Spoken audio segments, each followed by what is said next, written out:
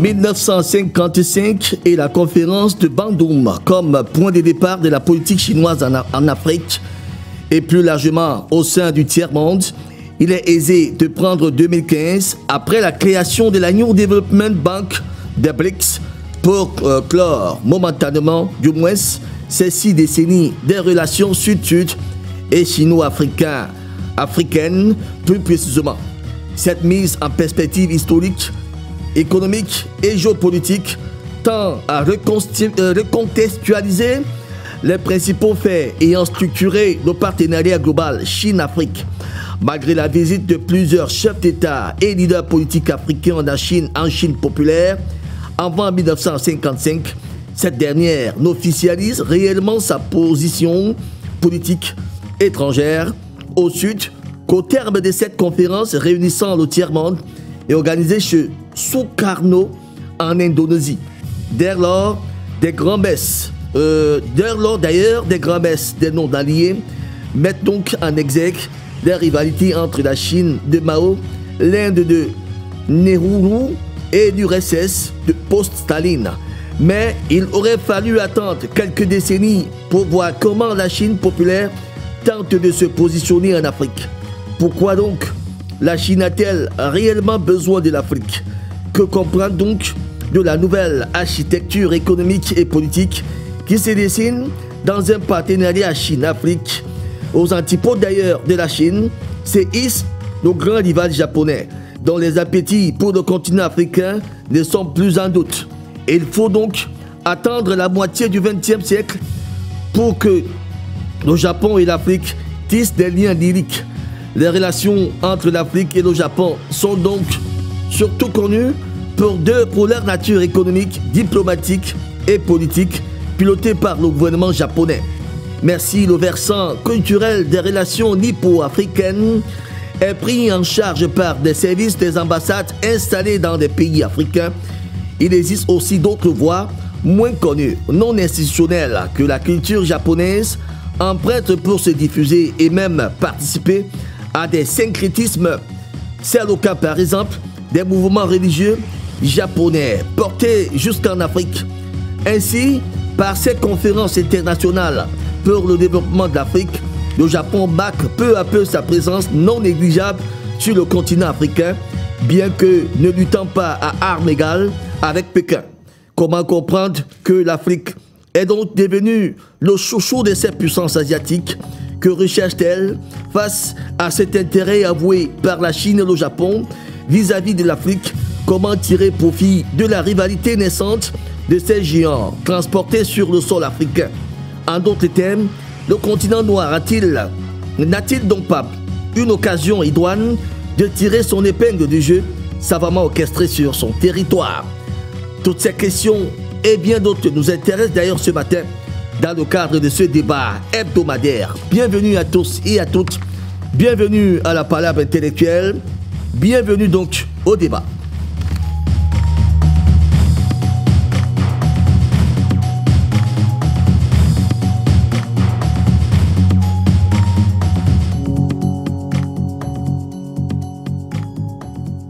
Madame, bonjour. Messieurs, bonjour. Tout est le réel plaisir de vous avoir ce matin dans le cadre de votre débat hebdomadaire. C'est bel et bien tabloïd dans sa version débat.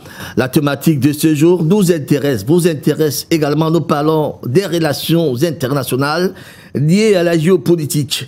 Rivalité Chine-Japon pour le contrôle de l'Afrique. Comment tirer profit? C'est le thème qui nous intéresse ce matin. Et nous allons y aller forcément. 120 minutes d'activité intellectuelle pour le meilleur de l'actualité. Et pour ce faire, un panel consistant et constitué pour la circonstance est plus ou moins déjà en place, mais nous commençons avec la crème qui est déjà là, dans ce studio 101 de la maison de production de Dash TV. Nous émettons à Douala au Cameroun. En tout cas, notre signal, il est répandu via plusieurs satellites. Vous pouvez nous avoir à partir des Telsat, Amos et bien d'autres. Nous sommes également présents sur le bouquet français.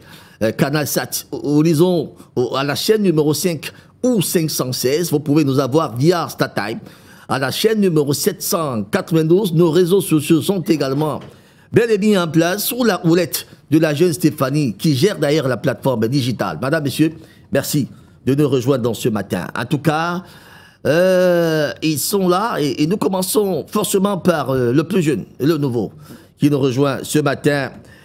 Yemele Fomotio, il faut le dire, Yemele Fomotio à mon extrême droite, président du parti politique Limara, la Ligue des masses pour la Renaissance africaine.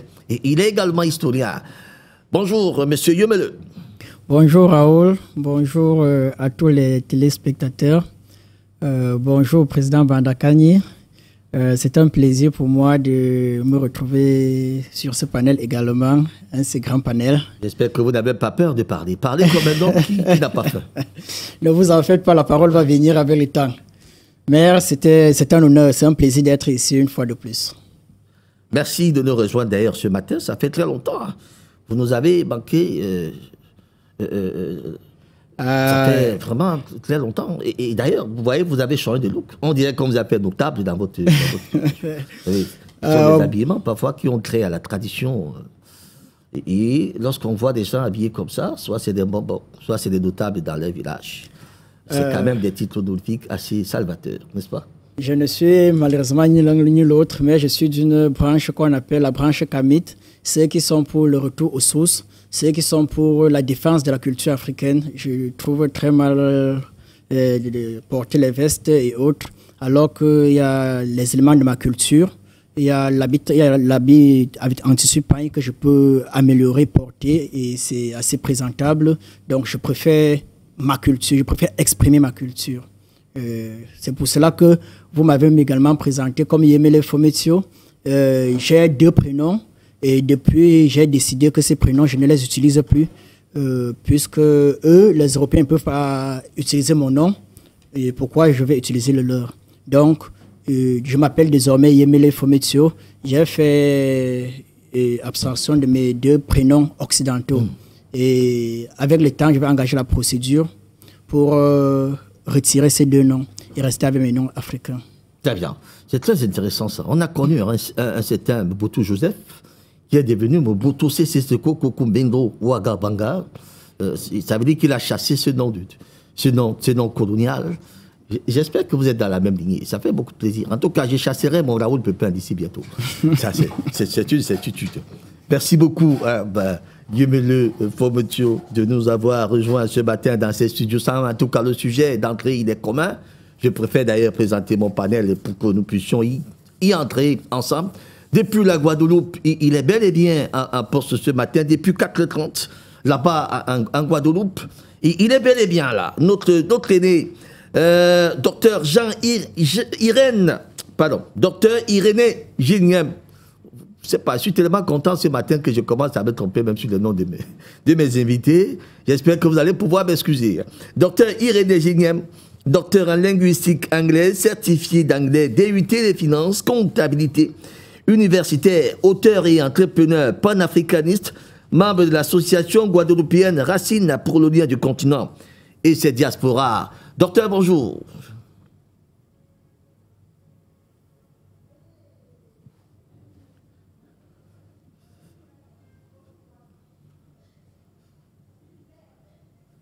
Alors, on a des difficultés d'avoir un retour dans ce studio. Docteur, vous nous suivez parfaitement? D'accord. Le plus important, c'est que vous nous suivez. Même si ici, on essaie seulement d'avoir le rythme de vos lèvres, on va y aller. On va y aller. Alors, la nouvelle de la Guadeloupe? Alors, on a perdu le docteur. On a perdu le docteur. Nous y reviendrons forcément d'ici quelques instants, le temps que la technique essaye de s'ajuster pour l'avoir entièrement.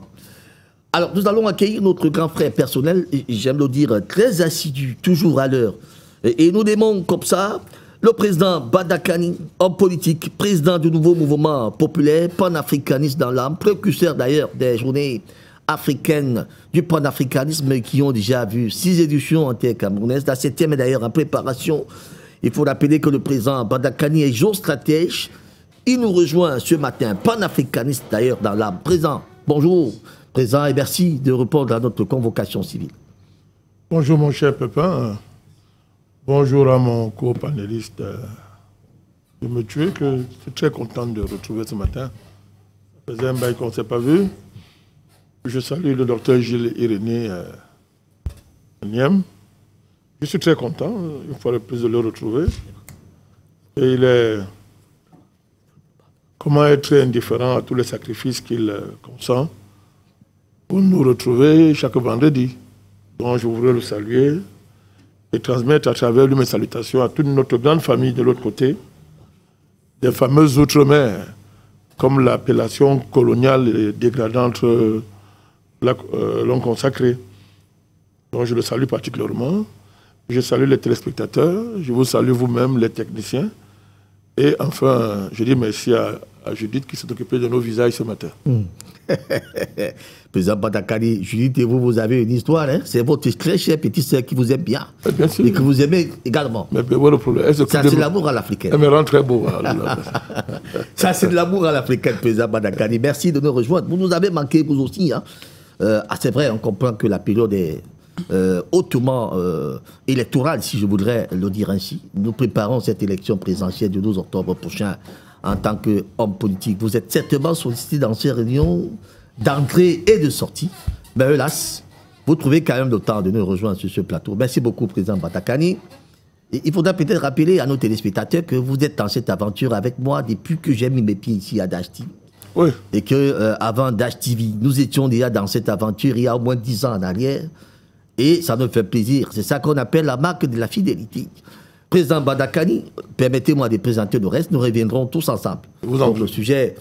D'entrée, docteur Irénée Niem, nous vous avons en repérage en espérant que les dieux de la technique nous ont fait grâce.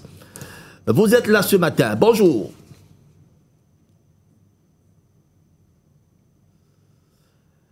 Alors, c'est vrai, vous nous entendez forcément. Bon, nous n'avons pas de retour, mais on espère qu'on va s'accorder ainsi. Hein. Alors, je prenais les nouvelles de la Guadeloupe.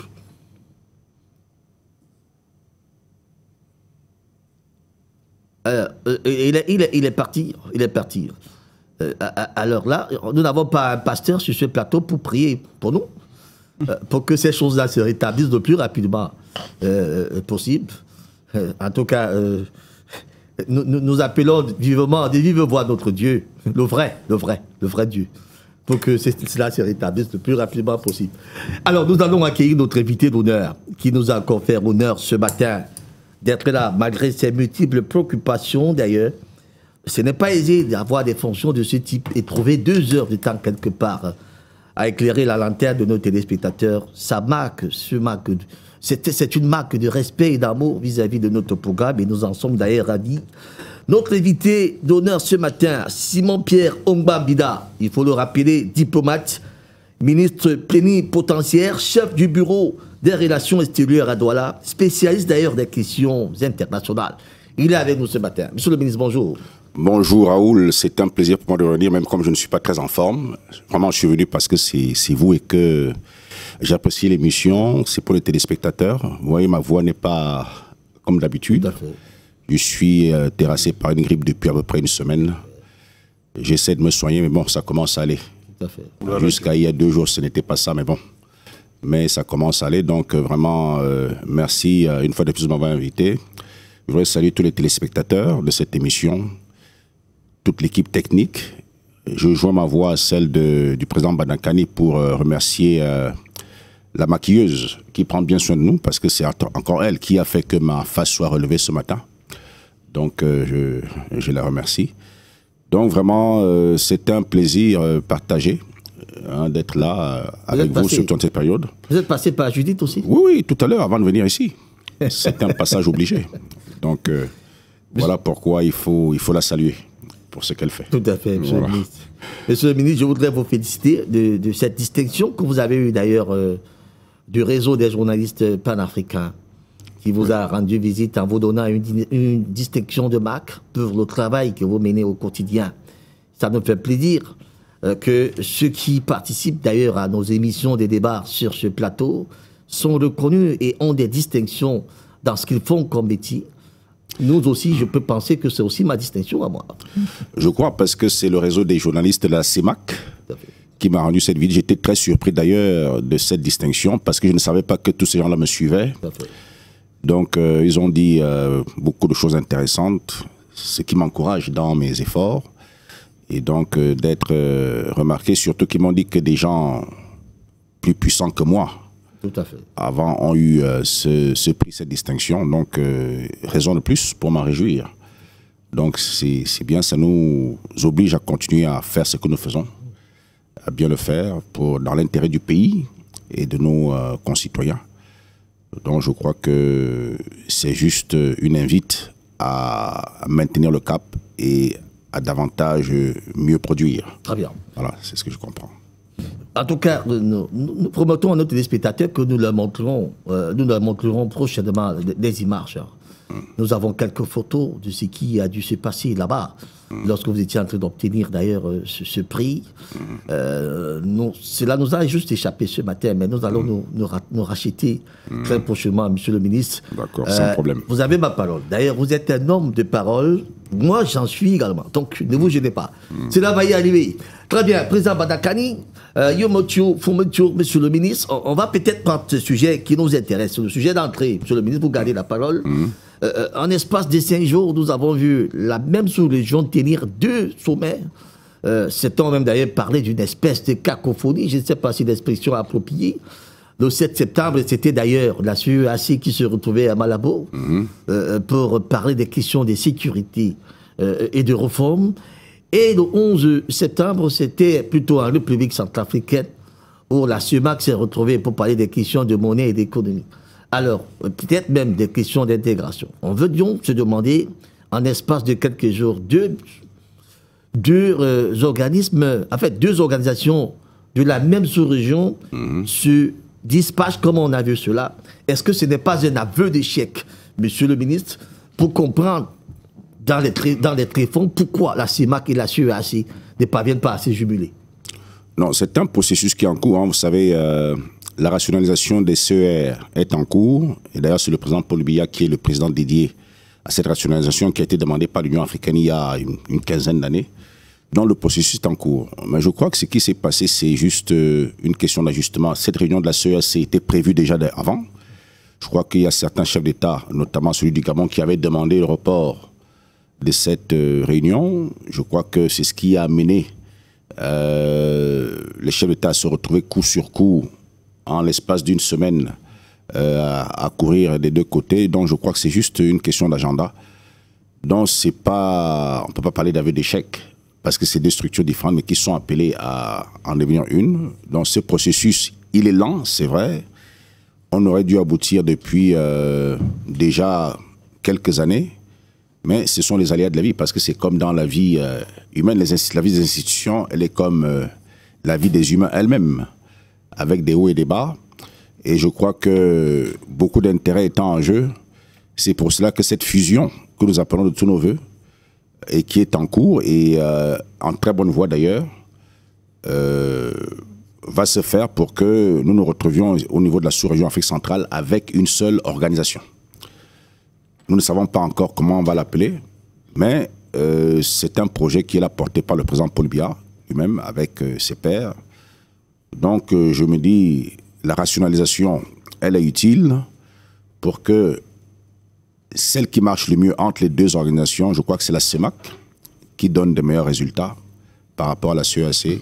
Nous espérons donc que l'efficacité que nous observons au niveau de la CEMAC puisse porter au niveau de l'élargissement qui va se faire la sous-région Afrique centrale reconnue par l'Union africaine qui est plus grande, la CEAC, pour que donc, avec le poids démographique et le poids économique de la CEAC potentiel ajouté à l'efficacité du fonctionnement de la CEMAC puisse booster le fonctionnement de la région et faire décoller cette région, notamment au niveau économique, parce que quand nous parlons d'intégration régionale, c'est pour le développement, pour améliorer les conditions de vie des populations, dont développer les infrastructures, donc c'est ça l'objectif. À la fin, ce n'est pas juste des réunions politiques, hein, l'objectif étant d'améliorer les conditions de vie des populations. Donc c'est ça qui est visé par ces différentes structures, et je pense qu'il ne faut pas désespérer. Il y a une grande réflexion qui est faite autour de ces structures, et donc à un moment donné, ça finira par produire ses effets. De toute façon, c'est mécanique et c'est obligé, parce que tel que les choses évoluent, nous ne pouvons plus continuer à fonctionner en marge de ce qui se fait dans les autres régions, comme en Afrique de l'Ouest ou en Afrique australe ou de l'Est, par exemple.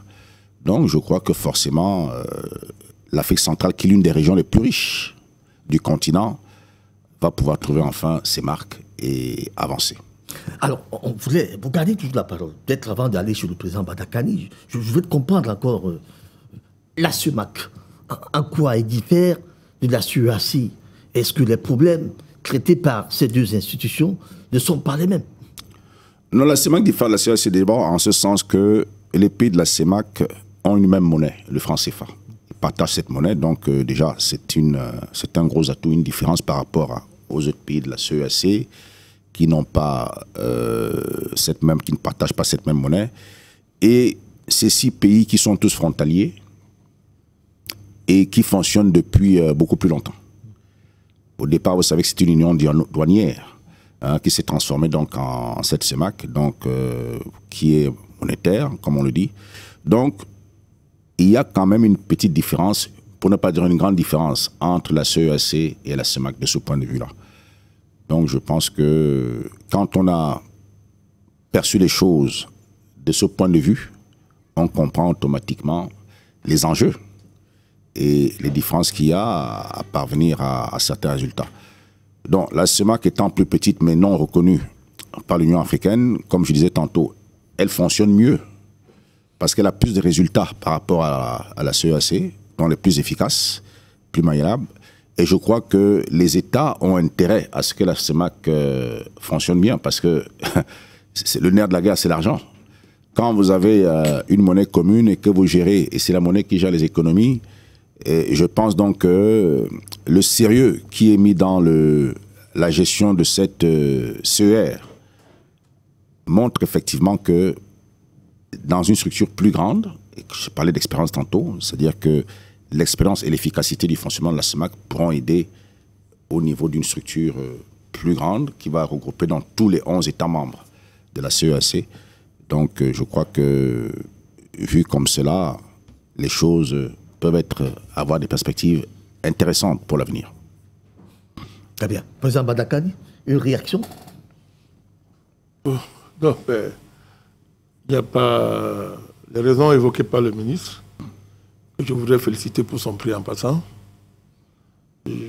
sont incontestables. Il y a eu des coïncidences et hasards du calendrier qui ont justifié ces mini-marathons en termes de réunion. Ça va, je ne sais pas parce que je n'ai rien à ajouter par rapport à ça. Simplement, le processus de fusion de la CEMAC-CEAC a des enjeux qui dépassent le cadre classique des CER.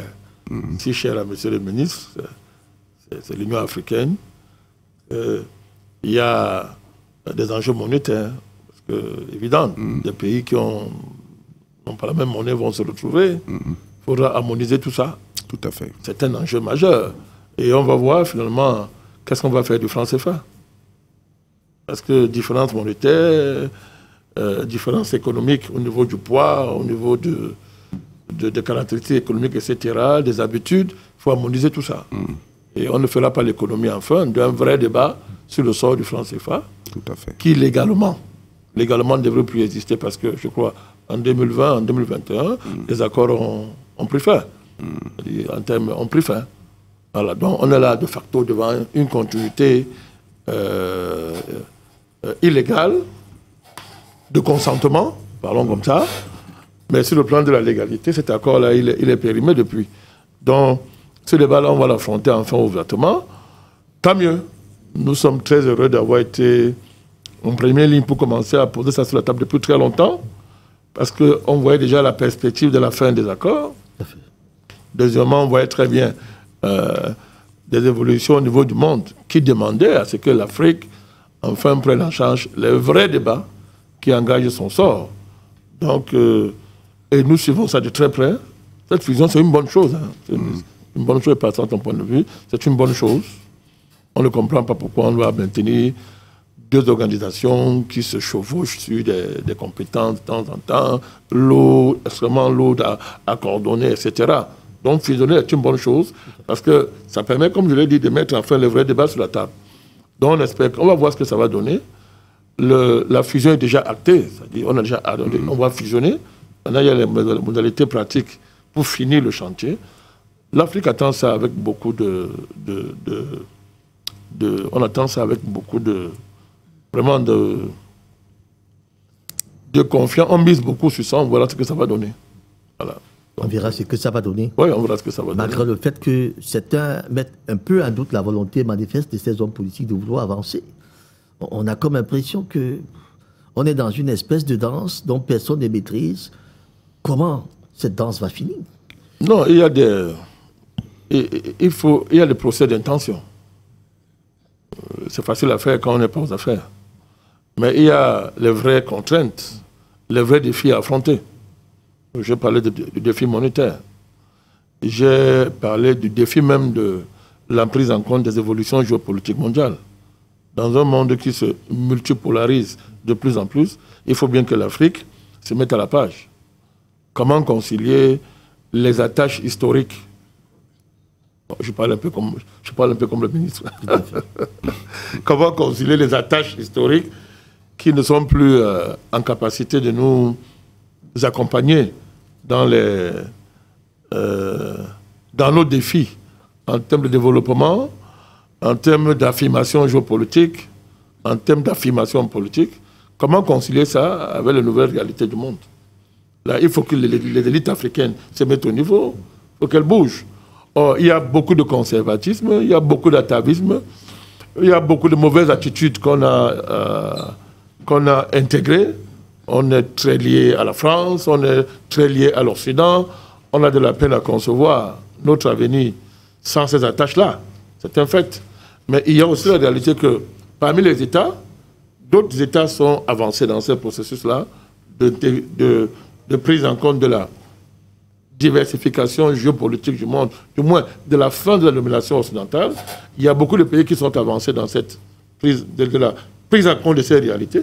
Il y en a qui sont pas avancés, qui attendent de voir le jour s'élever, alors que le jour s'est déjà levé depuis très longtemps. Et ils continuent à croire que c'est la nuit. Beaucoup de pays attendent encore. Donc, il y a cette diversité qui amène certains à être donc pessimistes. Mais il faut qu'on soit honnête. Le principe de décider de la fusion, c'est un grand progrès. C'est un grand pas. C'est une grande initiative que nous avons saluée.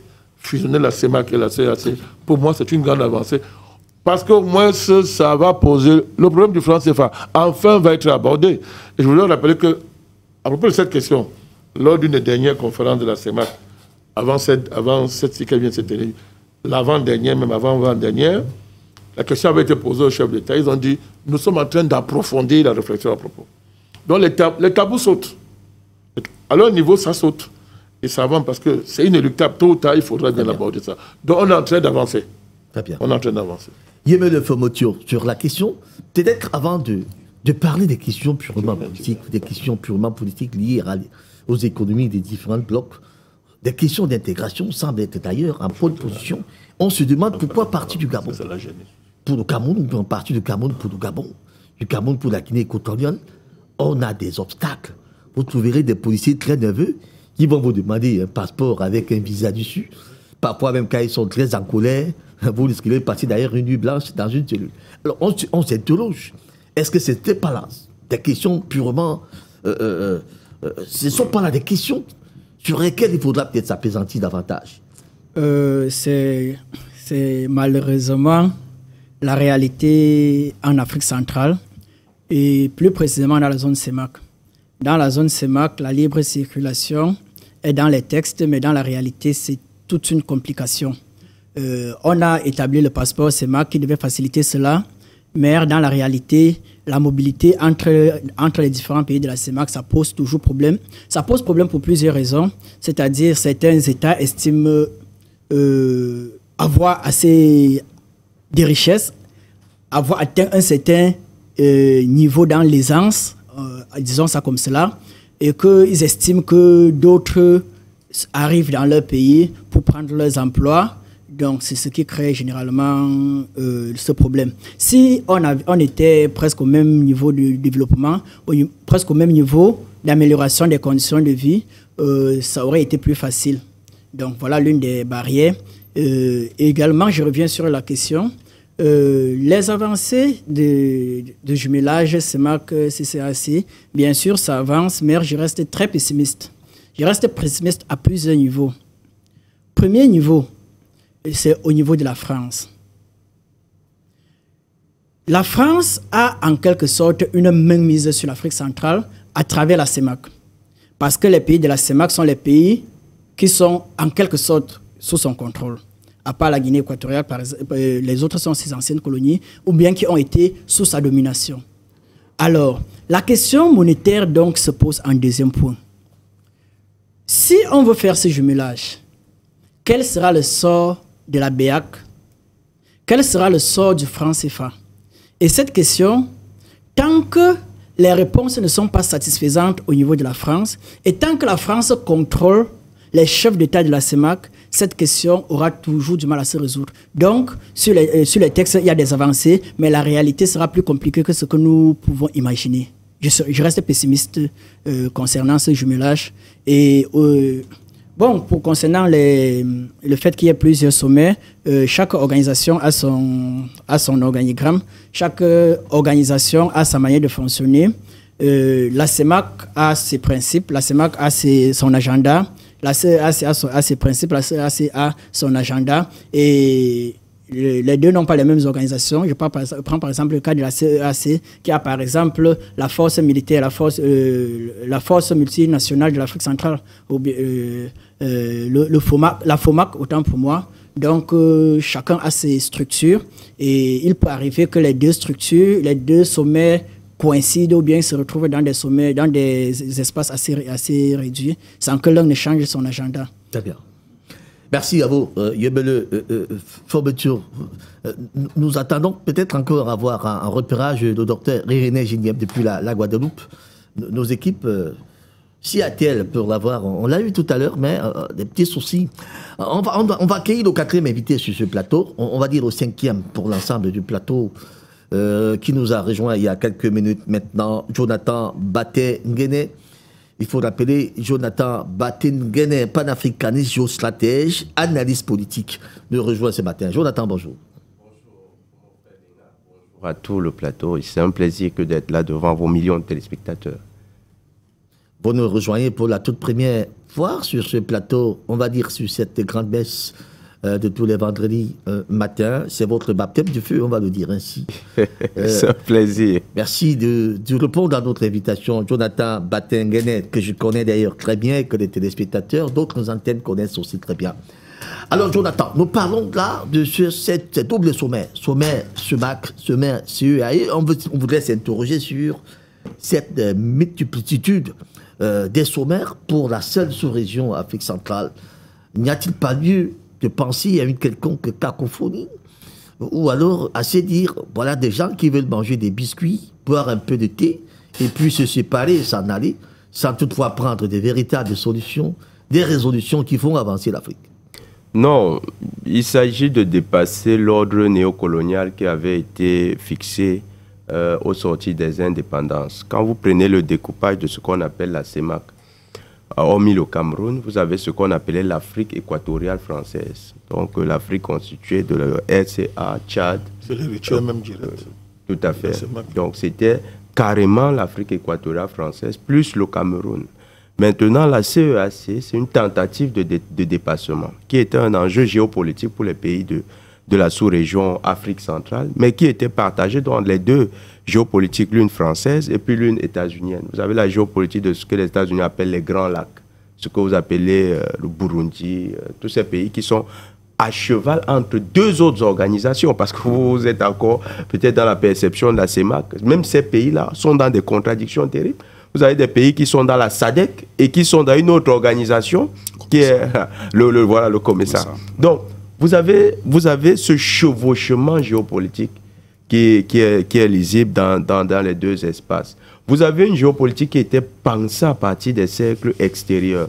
Dans la géopolitique des Grands Lacs, c'est quoi? Les États-Unis pensent que dans ce qu'ils appellent Grand Lac. Bien, ils héritent ça du monde anglo-saxon. Les Grands Lacs, c'est l'espace, la profondeur géopolitique de leur puissance. Par exemple, le Congo, la RDC, les conflits qui sont entretenus sur le territoire du Congo permettent de piller les ressources et de faire remonter vers les États-Unis, dont entretenir la puissance états-unienne. Donc, un chevauchement institutionnel permettait de maintenir cette cacophonie qui arrange bien ces acteurs internationaux. Maintenant, il y a une tentative de projection géopolitique à partir des dynamiques endogènes. C'est-à-dire que c'est maintenant les pays qui disent « nous voulons construire une nouvelle communauté ». Et là, c'est différent. Vous allez voir que les résistances tiennent essentiellement au fait que les pays ont un développement à double vitesse. Vous avez des pays comme par exemple le Rwanda, l'Angola. L'Angola dit, nous avons déjà une monnaie, notre monnaie est souveraine. Nous voulons, le Kwanza. Ils disent, nous avons une monnaie, elle est souveraine. Nous nous sommes battus pour avoir cette monnaie. Nous ne voulons pas entrer dans une communauté où, cette fois-là, vous allez nous imposer une monnaie qui est par exemple battue à l'extérieur. Vous avez un pays comme la RDC, on ne sait pas quelle est la véritable monnaie de la RDC, c'est le franc congolais. Mais en fait, vous arrivez là-bas, vous avez le dollar, la livre sterling, l'euro, ça se dispute. RDC, vous pouvez vous balader avec les euros, hein, vous échangez avec tous les commerçants. Comme si... Voilà, un panier monétaire, comme dit le président. Donc, vous avez cette cacophonie qui existe. Vous avez le Rwanda qui lui a bâti son business model sur l'intermédiation au compte des États-Unis dans la prévarication et la pillage des ressources du Congo. Vous avez le Burundi qui lui également dit, moi je suis souverainiste, je veux défendre ma... Vous avez dans ces pays-là qui arrivent avec d'autres dynamiques. Vous avez un pays qui est économiquement très faible, qui est aussi assujetti aux dynamiques occidentales. Sao Tomé et Principe, aujourd'hui c'est une enclave coloniale carrément états-unienne à la cheville du Cameroun. À Sao Tomé et Principe, c'est là qu'on retrouve la seule base des États-Unis en Afrique centrale. C'est une base maritime, c'est une base de la marine états-unienne qui aurait dû être, selon leurs prévisions, à Tico. Donc, vous avez ce pays avec sa base. Comment est-ce qu'on va résoudre ça? Donc, il y a des réalités de fond qui amènent les acteurs à réfléchir et à se dire, on ne peut pas aller vers cette communauté seulement comme ça. Il faut résoudre un certain nombre d'écueils. La monnaie, la question des bases militaires étrangères qui ne sont pas forcément l'apanage de tous les pays. Un pays comme le Cameroun n'a jamais eu de base militaire étrangère. Un pays comme l'Angola n'a pas une tradition d'accueillir des bases militaires étrangères. Donc, Burundi également regarde cela avec méfiance. Certainement, ils se disent, si on va entrer dans une communauté, il faut résoudre ces problèmes de fond-là. La volonté y est. La volonté est manifeste. La volonté, nous l'encourageons. Et le président tout à l'heure soutenait... La faisabilité semble être compliquée. La faisabilité sera compliquée. Sera compliquée parce que c'est une sous-région qui est traversée par des dynamiques géopolitiques, comme nous l'expliquions, qui sont assez pertinentes. Donc, vous ne pouvez pas faire fi de ces dynamiques géopolitiques. Et vous devez voir que l'unité de l'Afrique centrale sera très complexe et compliquée. Pourquoi? Parce que quand vous regardez, du point de vue géostratégique, les ressources naturelles, c'est carrément le berceau des ressources naturelles. C'est un scandale géologique. Si vous prenez la RDC, le Centrafrique, le Cameroun, vous les mettez ensemble, c'est un scandale. Vous ajoutez le Tchad, et d'après les prévisions, cet espace, c'est 25% des réserves mondiales d'hydrocarbures. 25%. Ça veut dire qu'on a le quart des réserves mondiales d'hydrocarbures. Donc c'est une sous-région qui peut peser dans le marché des hydrocarbures. Mais je ne parle pas du cobalt. C'est une sous-région qui est extrêmement riche en cobalt. Elle peut être la première région exportatrice de cobalt dans le monde. Donc contrôler le marché du cobalt. Maintenant, vous avez la question, par exemple, du manganèse. Cette sous-région est également le leader mondial du manganèse. Donc chaque fois que vous avez des ressources stratégiques, vous allez voir que la sous-région Afrique centrale caracole au sommet au niveau mondial. Alors, l'unité de ces peuples-là fait peur aux puissances qui ont encore pignon dans ces régions. La France veut à tout prix maintenir, diviser les pays de l'Afrique centrale et contenir ce qu'elle appelle son précaré, ce que nous avons dit l'Afrique et l'ancienne Afrique équatoriale française plus au Cameroun. Elle considère que c'est son précaré et que les autres pays qui arrivent ont des dynamiques qu'elle ne va surtout pas maîtriser. Les États-Unis continuent avec leur géopolitique des Grands Lacs. Et ils ont leur géopolitique aujourd'hui de ce qu'ils appellent le Golfe de Guinée. Donc cette géopolitique, ils veulent articuler les deux en contrôlant également la sous-région. Les pays, quant à eux, sont aujourd'hui dans une logique davantage souverainiste. Quand vous regardez le Cameroun, la posture Cameroun autant de défis que, tout à fait, que sont confrontés ces pays donc, de la sous-région. Monsieur le ministre, oui. Alors, ça dit que nous sommes en train de nager en eau trouble. À regarder toutes ces difficultés qu'il faudra traverser, on a comme impression qu'on va vers des horizons qui ne se dessinent pas. Non, ne soyons pas si pessimistes que ça. C'est-à-dire qu'effectivement, il y a des dynamiques divergentes qui peuvent exister, comme ça a été dit tout à l'heure, effectivement, parce que les enjeux et les intérêts ne sont pas tous les mêmes. Il y a des pays qui accueillent des bases militaires étrangères, d'autres qui n'en accueillent pas. Il y a des pays qui ont des ressources énormes par rapport à d'autres. Les infrastructures, l'état des économies, ceux qui ont des monnaies nationales et ceux qui n'en ont pas. Donc, tout cela est très compliqué à gérer. Mais je crois que c'est des questions qui sont en train d'être dépassées et pour lesquelles, dans les textes en préparation, on a trouvé des réponses. Alors, maintenant, le problème qui se pose, à ma connaissance, parce que j'étais un peu proche de ces dossiers-là, c'est une question d'intérêt et de projection de puissance. Vous savez que les sièges des organisations actuelles sont dans certains pays. La CEMAC, elle est basée à Bangui, la CEAC est à Libreville. Et dans cette dynamique de fusion, il est question d'un nouveau siège. Alors, je vous ai dit tantôt que le président Biya est le président dédié à la rationalisation des CER qui préside ce comité. Pour nous qui sommes Camerounais, on pourrait penser que le siège de ces institutions, de cette nouvelle institution, pourrait être le Cameroun. C'est nous, en tant qu'experts, qui le pensons. Et vous voyez donc que l'enjeu aujourd'hui est à ce niveau-là, parce que ces pays qui abritent les sièges actuels ne veulent pas lâcher du lest. C'est ça aussi qui retarde, il faut le dire.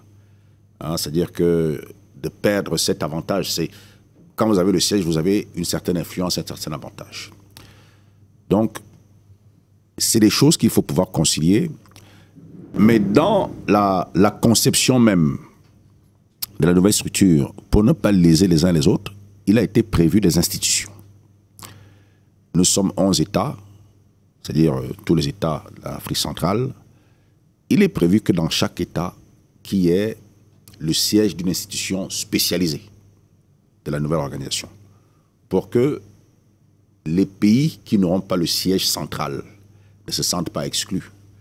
Donc c'est ça l'enjeu en ce moment.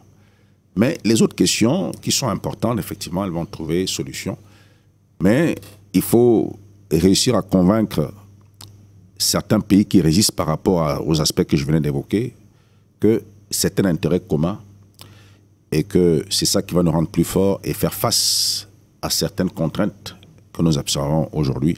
Donc, c'est des enjeux politiques très importants et certaines questions peuvent être dépassées. Vous savez, si vous prenez l'Union européenne, tous les pays de l'Union européenne ne sont pas dans l'euro. Il y a des pays qui sont membres importants même de l'Union européenne, mais qui ont leur propre monnaie. Donc, je crois que c'est des questions qui peuvent être dépassées. L'intégration qui est visée ici, elle est d'abord économique. Peut-être qu'à terme, les questions politiques pourront être abordées, mais c'est d'abord les questions économiques. Nous voulons développer les infrastructures et utiliser les avantages comparatifs. C'est-à-dire que si moi je sais raffiner, pourquoi ne pas créer une grosse raffinerie ici au Cameroun et puis, je ne sais pas, quelqu'un qui maîtrise le bois, on va faire une usine de transformation de bois qui va profiter à tous, toujours dans l'esprit de la ZLECAf. L'important étant de développer les échanges commerciaux entre nous. Donc la même ZLECAf qui existe au niveau continental, elle existe aussi au niveau sous-régional. Voilà, c'est de là que ça part, hein, par cercle concentrique. Donc, c'est dans cette dynamique, c'est dans cette mouvance-là que nous nous projetons. Et l'importance géopolitique de l'Afrique centrale ne fait que se ressentir. Effectivement, ça ne peut pas plaire à certaines puissances de voir cette émancipation de la sous-région. Je l'ai dit tantôt, c'est la plus riche du continent. Hein, n'ayons pas peur des mots. Et dans cette configuration de riches, en dehors de la RDC, en Afrique centrale, c'est le Cameroun. Hein, je le dis, ce n'est pas parce que je suis camerounais. C'est la RDC qui nous dépasse parce que elle est plus grosse en taille, mais aucun autre pays n'atteint le Cameroun en termes de richesse en ressources naturelles. Voilà. Donc, c'est une région très importante. Les enjeux sont là, très importants. Et le président Biya s'ingénie à faire en sorte que les intérêts de notre pays soient préservés. C'est pour cela qu'il a pris du temps, par exemple, dans le secteur minier. Vous avez vu que la Sonamine a été créée, il y a des textes qui ont été pris dans le secteur minier. Tout cela vient maintenant parce que, effectivement, le moment approche où nous allons pouvoir gérer ces choses à notre avantage. Prenez un exemple seulement dans le secteur du cacao. Nous ne sommes pas un très très gros producteur, mais la production du cacao actuellement ici rapporte davantage qu'en Côte d'Ivoire, qui est le numéro 1 mondial. Parce que la façon dont ces choses ont été gérées ici fait en sorte que les producteurs soient avantagés par rapport à ceux de la Côte d'Ivoire qui ne bénéficient pas des mêmes avantages en termes de production, de revenus de la production de ces matières. Donc c'est un peu la même chose que nous sommes en train de vouloir faire pour le reste. Et donc c'est ça à quoi s'attache le président Biya. Donc pour dire que la sous-région a une visée et un projet économique, c'est ça qui est davantage important. Les questions politiques qui peuvent beaucoup diviser sont mineures. Voilà. Des dynamiques, toutes ces dynamiques concourent à ce que nous ayons finalement ce bloc-là.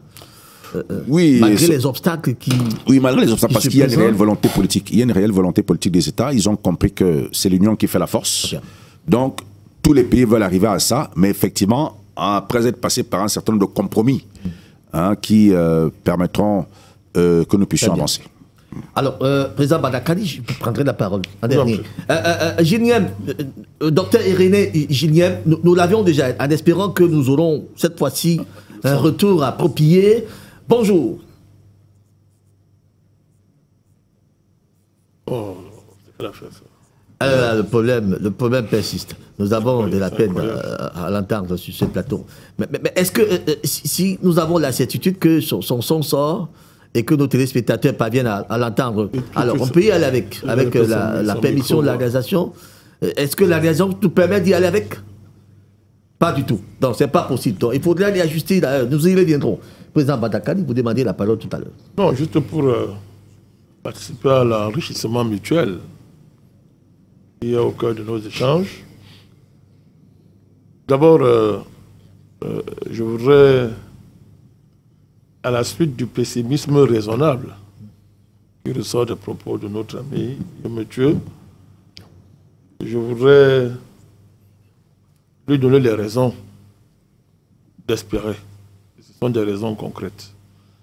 Il ne faut pas que le pessimisme soit fondé simplement sur un a priori idéologique, qui est juste, en passant.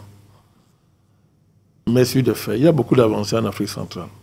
Quand vous parlez de contrôle de la France sur des chefs d'État, il y a la question monétaire qui est un fait. Mais même dans des conditions actuelles, la question monétaire, la France n'a plus un contrôle absolu. Elle a un contrôle historique, elle a un contrôle matériel, mais les dynamiques font qu'il y a même des pays africains qui utilisent de ce fait aujourd'hui. C'est-à-dire que s'en sert plutôt même dans un sens contraire à la volonté française. Ce qui se passe au niveau de l'AES, même en Afrique centrale, je vous donne des faits. Le Cameroun, par exemple, si vous prenez de 2016, allez vérifier les statistiques de la BEAC, jusqu'en 2019, avant le sommet extraordinaire de la CEMAC, que Mme Christine Lagarde, agissant à l'époque comme directeur du FMI, avait convoqué. C'était quoi le problème? Le Cameroun ne reversait même plus ses parts dans le compte d'opération. Sans bruit. Il fallait oser le faire. Je vous dis, allez vérifier les chiffres de la BEAC. Vous allez voir ce que je vais vous donner la période, vous allez voir. Donc, ça, c'est pas connu. Et très peu de gens savent que ça se fait. Ça se fait. Le président Biya l'a fait. Il l'a fait. Donc, pour vous dire que il faut aborder ça avec beaucoup de... Du moins, sans a priori idéologique. Sans enfermer là-dedans. Vous avez un pays comme le Tchad qui a dénoncé les accords de défense. Je n'ai pas dit qui a dit aux militaires de partir. Il a dénoncé les accords de défense. Avec quel ton? Je ne sais pas si vous avez suivi. Avec quel ton? C'était impossible hier. Je dis impossible hier. Je parle seulement de ça. Quand vous voyez les dynamiques qu'il y a aujourd'hui au Tchad, prenez le temps de lire les évolutions qu'il y a au Tchad, sans beaucoup de bruit, vous comprenez que ça bouge. Ça bouge énormément. Je ne parle pas de relations tumultueuses qu'il y a entre un pays comme la Guinée équatoriale et la France. Si c'était que bon, je donne l'ordre, vous faites, il n'y aurait pas ces relations tumultueuses, toute cette guerre. Le Cameroun est le rare pays même, un des rares pays de ancienne colonie française qui a brisé les lois de la France-Afrique, les lois non écrites, comme sur le plan militaire. C'est doté d'une armée contre la vie de la France, contre on dit ça, les lois non écrites de la domination militaire française dans son, entre guillemets, son précaré. Très bien. Ce sont des faits, ça bouge. Attendez, je vous en prie. C'est important que ça bouge. Donc, le fait même qu'une pareille dynamique ait été initiée, et il y a la preuve que les choses bougent, parce qu'avant, la France n'aurait même pas osé, n'aurait même pas permis ça. Elle n'aurait même pas, il fallait aller demander l'avis de la France, pour que c'est elle qui gère la tutelle de cette dynamique. Or, ce n'est pas le cas. La deuxième chose, c'est par rapport au projet économique de les CAF et par ricochet des communautés économiques régionales. Nous dénonçons le projet économique de l'Union africaine, monsieur le ministre. On n'est pas d'accord avec ça. Parce que le problème, ce n'est pas de construire un grand marché. Ça ne sert à rien de construire un grand marché quand vous n'avez aucune capacité d'affronter les seigneurs de la guerre économique qui vont venir, qui sont au cœur de ces marchés. Or, c'est ça la ZLECAF. On dit libre-échange, oui, mais qui domine? C'est ça. On n'a pas de perspective industrielle, on n'a pas de véritable initiative économique au sens digne de ce mot. Pas la maîtrise monétaire. La question monétaire, etc. C'est-à-dire, même au niveau de la pensée stratégique économique, on se dit que, bon, ok, s'il suffit d'ouvrir le marché, ils viendront investir. Mais qui viennent investir? Tout à fait. Cela n'a jamais développé aucun pays nulle part. Et ça sera pareil au niveau de cette fusion. Et c'est ce que nous soulevons depuis qu'on parle de ce problème. Au niveau du Cameroun, moi, j'ai l'espoir parce que je vois une dynamique. Je vous en prie. Nous sommes à sujet d'entrée. Ce sujet n'est pas... on va le développer très prochainement, mais on voit. Le temps est en train de partir. Je vous en prie. On voit une dynamique, c'est-à-dire qu'au niveau des mines, vous avez parlé de la Sonamine, mais il faut que ça soit au-delà des textes. Il faut une véritable stratégie minière. Tout à fait. Mais il faut aussi que, si le président le dégage, que les élites soient en capacité de suivre. Tout ça, il faut réunir ça. On salue le fait qu'on voit des dynamiques de reprise par l'État de certains pans de notre économie. On l'a vu hier, récemment avec Chococam, c'est une bonne chose, avec Eneo, la Société Générale. Tout ça, on sent qu'il y a une logique, il y a une dynamique, il y a une perspective, mais il faut que non seulement les élites suivent, élites politiques, élites administratives, élites économiques, pour le cas de Chococam. Vous avez vu ce qui s'est passé, on annonce, mais il y a un président d'une soi-disant association économique qui fait un communiqué. On ne sait pas ce qu'il cherche, mais c'est Tawamba. Tout ça dit que ça brûle. On voit bien que ça brûle. Donc il faut qu'il y ait tout ça pour qu'on débouche sur un vrai projet, qu'il ne soit pas seulement un libre-échangisme, un sous-libre-échangisme qui ne dit pas son nom. Et tout ça, c'est parce qu'on n'arrive pas encore à financer nous-mêmes nos institutions. Il faut que l'Union africaine règle la question de son financement. Ça va lui donner beaucoup plus de marge pour affronter les dossiers comme cela. Merci beaucoup, Président Badakani. En tout cas, ce sujet me semble très intéressant, mais hélas, nous y reviendrons forcément de fond en comble dans les détails. C'est toi qui fais les sujets. Dans les détails. Nous avons une thématique qui me semble également être très intéressante.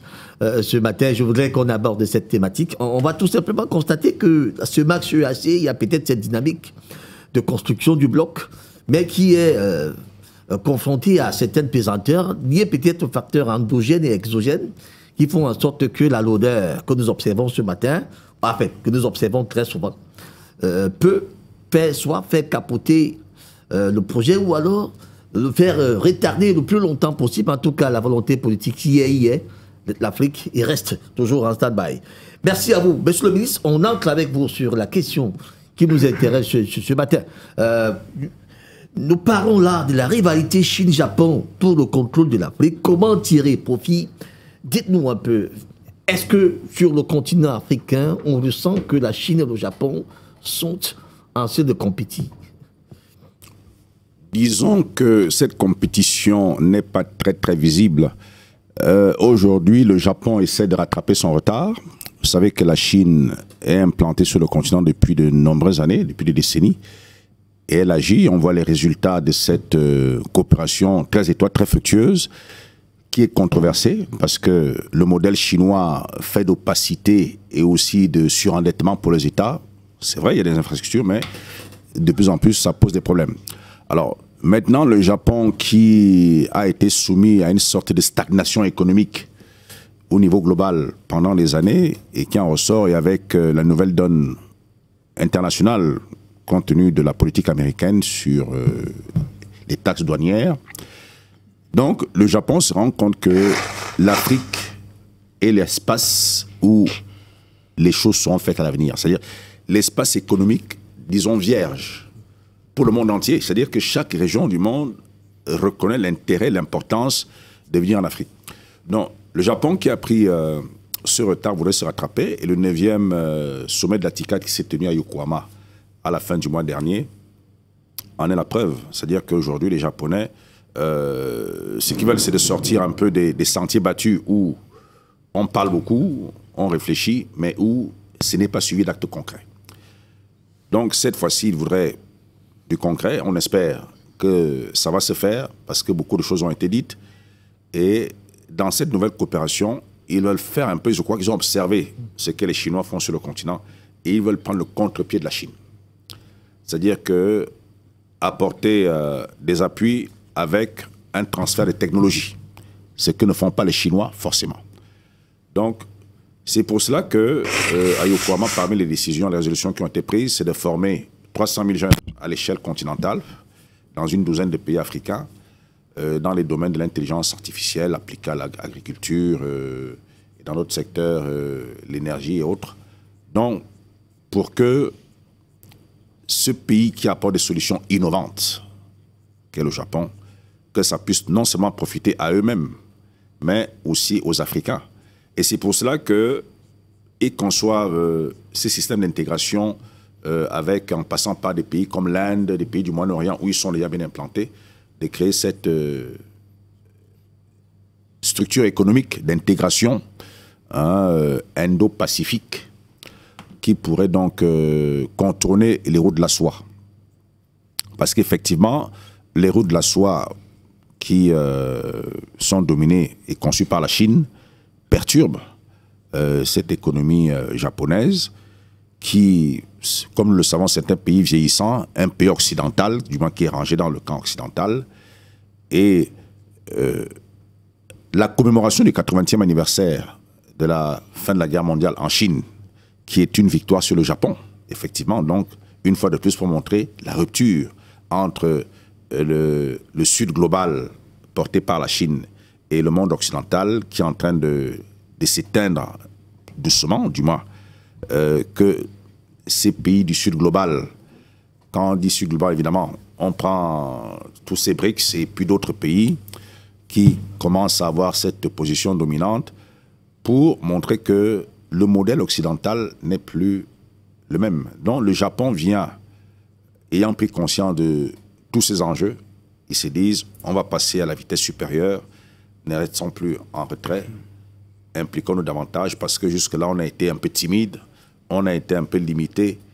Donc, osons aller plus loin pour que nous aussi, on aille prendre notre part du gâteau africain. Maintenant, la balle est entre les mains des Africains. Les Africains ne doivent plus être ceux qui étaient des spectateurs à l'époque, parce qu'aujourd'hui, nous avons le choix. Nous avons la possibilité de discuter, de poser des vrais problèmes. Donc, comment est-ce qu'on va faire comment allons-nous exploiter cette nouvelle dynamique des forces qui viennent vers nous?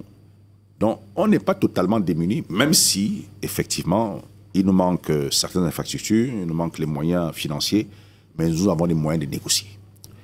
de négocier parce que nous avons des partenariats. Vous venez déjà sur la posture de l'Afrique, comment elle peut se saisir de cette rivalité sur le continent pour développer davantage ce continent. On y revient, forcément on ne sortira pas là. Permettez-moi d'écouter d'autres. Faut, monsieur, depuis un bon bout de temps, vous êtes là. Alors, quelles sont les marques sur lesquelles on peut s'apaisantir pour dire qu'effectivement la Chine et le Japon veulent l'Afrique. Et ces deux géants qui très souvent se regardent en chien de défaillance. En Asie, on trouvait maintenant un espace, celui de l'Afrique, pour se mouvoir. Ça, tout le monde le sait. Et je vous rappelle que depuis la première conférence internationale de Tokyo sur le développement de l'Afrique, les Japonais ont tout simplement distribué 47 milliards de dollars sur le continent, alors que la Chine y consacre 60 milliards par an. C'est vrai quand même que les deux ne vont pas à armes égales, ça c'est vrai. La Chine, c'est près de 60 ans sur nos territoires africains. Le Japon, c'est depuis 1993, on comprend aussi. Mais dites-nous, est-ce que la Chine, le géant, et le Japonais, pas moins géant, les deux sur le continent africain, qu'est-ce qui matérialise leur rivalité? Il n'y a pas que la Chine et le Japon, il y a presque toutes les grandes puissances du monde. Chaque puissance qui émerge comprend qu'elle a besoin de l'Afrique. Pour émerger, l'indicateur principal de puissance au monde, ce sont les industries, c'est le développement industriel. Et quand on dit développement industriel, pour que l'industrie fonctionne, il faut 4 éléments fondamentaux. Il faut des matières premières, il faut des sources d'énergie, il faut un marché pour écouler et également il faut une main-d'œuvre pour travailler. Et l'Afrique réunit toutes ces conditions. Tout pays industriel est comme un fusil et l'Afrique est la balle. Sans cette balle, le fusil ne servira à rien. Ce n'est pas pour rien que tout le monde vient en Afrique. Et autre chose qu'on ne comprend pas, l'Afrique a été la cause principale de la Première Guerre mondiale et l'une des causes principales de la Deuxième Guerre mondiale. Pourquoi la Première Guerre mondiale éclate? La Première Guerre mondiale éclate quand les pays comme l'Allemagne et l'Italie se rendent compte que la France et l'Angleterre les ont dévancés dans la conquête de l'Afrique. Or, si l'Allemagne et l'Italie ne maîtrisent pas les ressources de l'Afrique, alors elles vont se faire dévancer par la France et l'Angleterre. Alors, l'Allemagne et l'Italie, aidés de l'Autriche-Hongrie qui voulaient aussi sa part, se lancent dans une rivalité avec ceux qui en possédaient. Et aujourd'hui, le système n'a pas changé. Tout pays qui émerge comprend que sans l'Afrique, son développement va être arrêté. C'est pour cela que autant de puissances, autant de pays se lancent à la conquête de l'Afrique. Et la Chine et le Japon y sont. Et les deux utilisent diverses stratégies. Je vais rappeler une chose. Les Européens, quand ils venaient en Afrique, ne sont pas venus avec des armes. Ils sont venus avec ce qu'on appelle le soft power. Ils ont d'abord envoyé des missionnaires. Après, les missionnaires ils ont envoyé des commerçants. Après, des commerçants, ils ont envoyé des explorateurs. C'est quand tous ces 3 éléments ont balisé le terrain qu'ils ont engagé la conquête, l'action militaire. Aujourd'hui, la Chine et le Japon font également dans le soft power.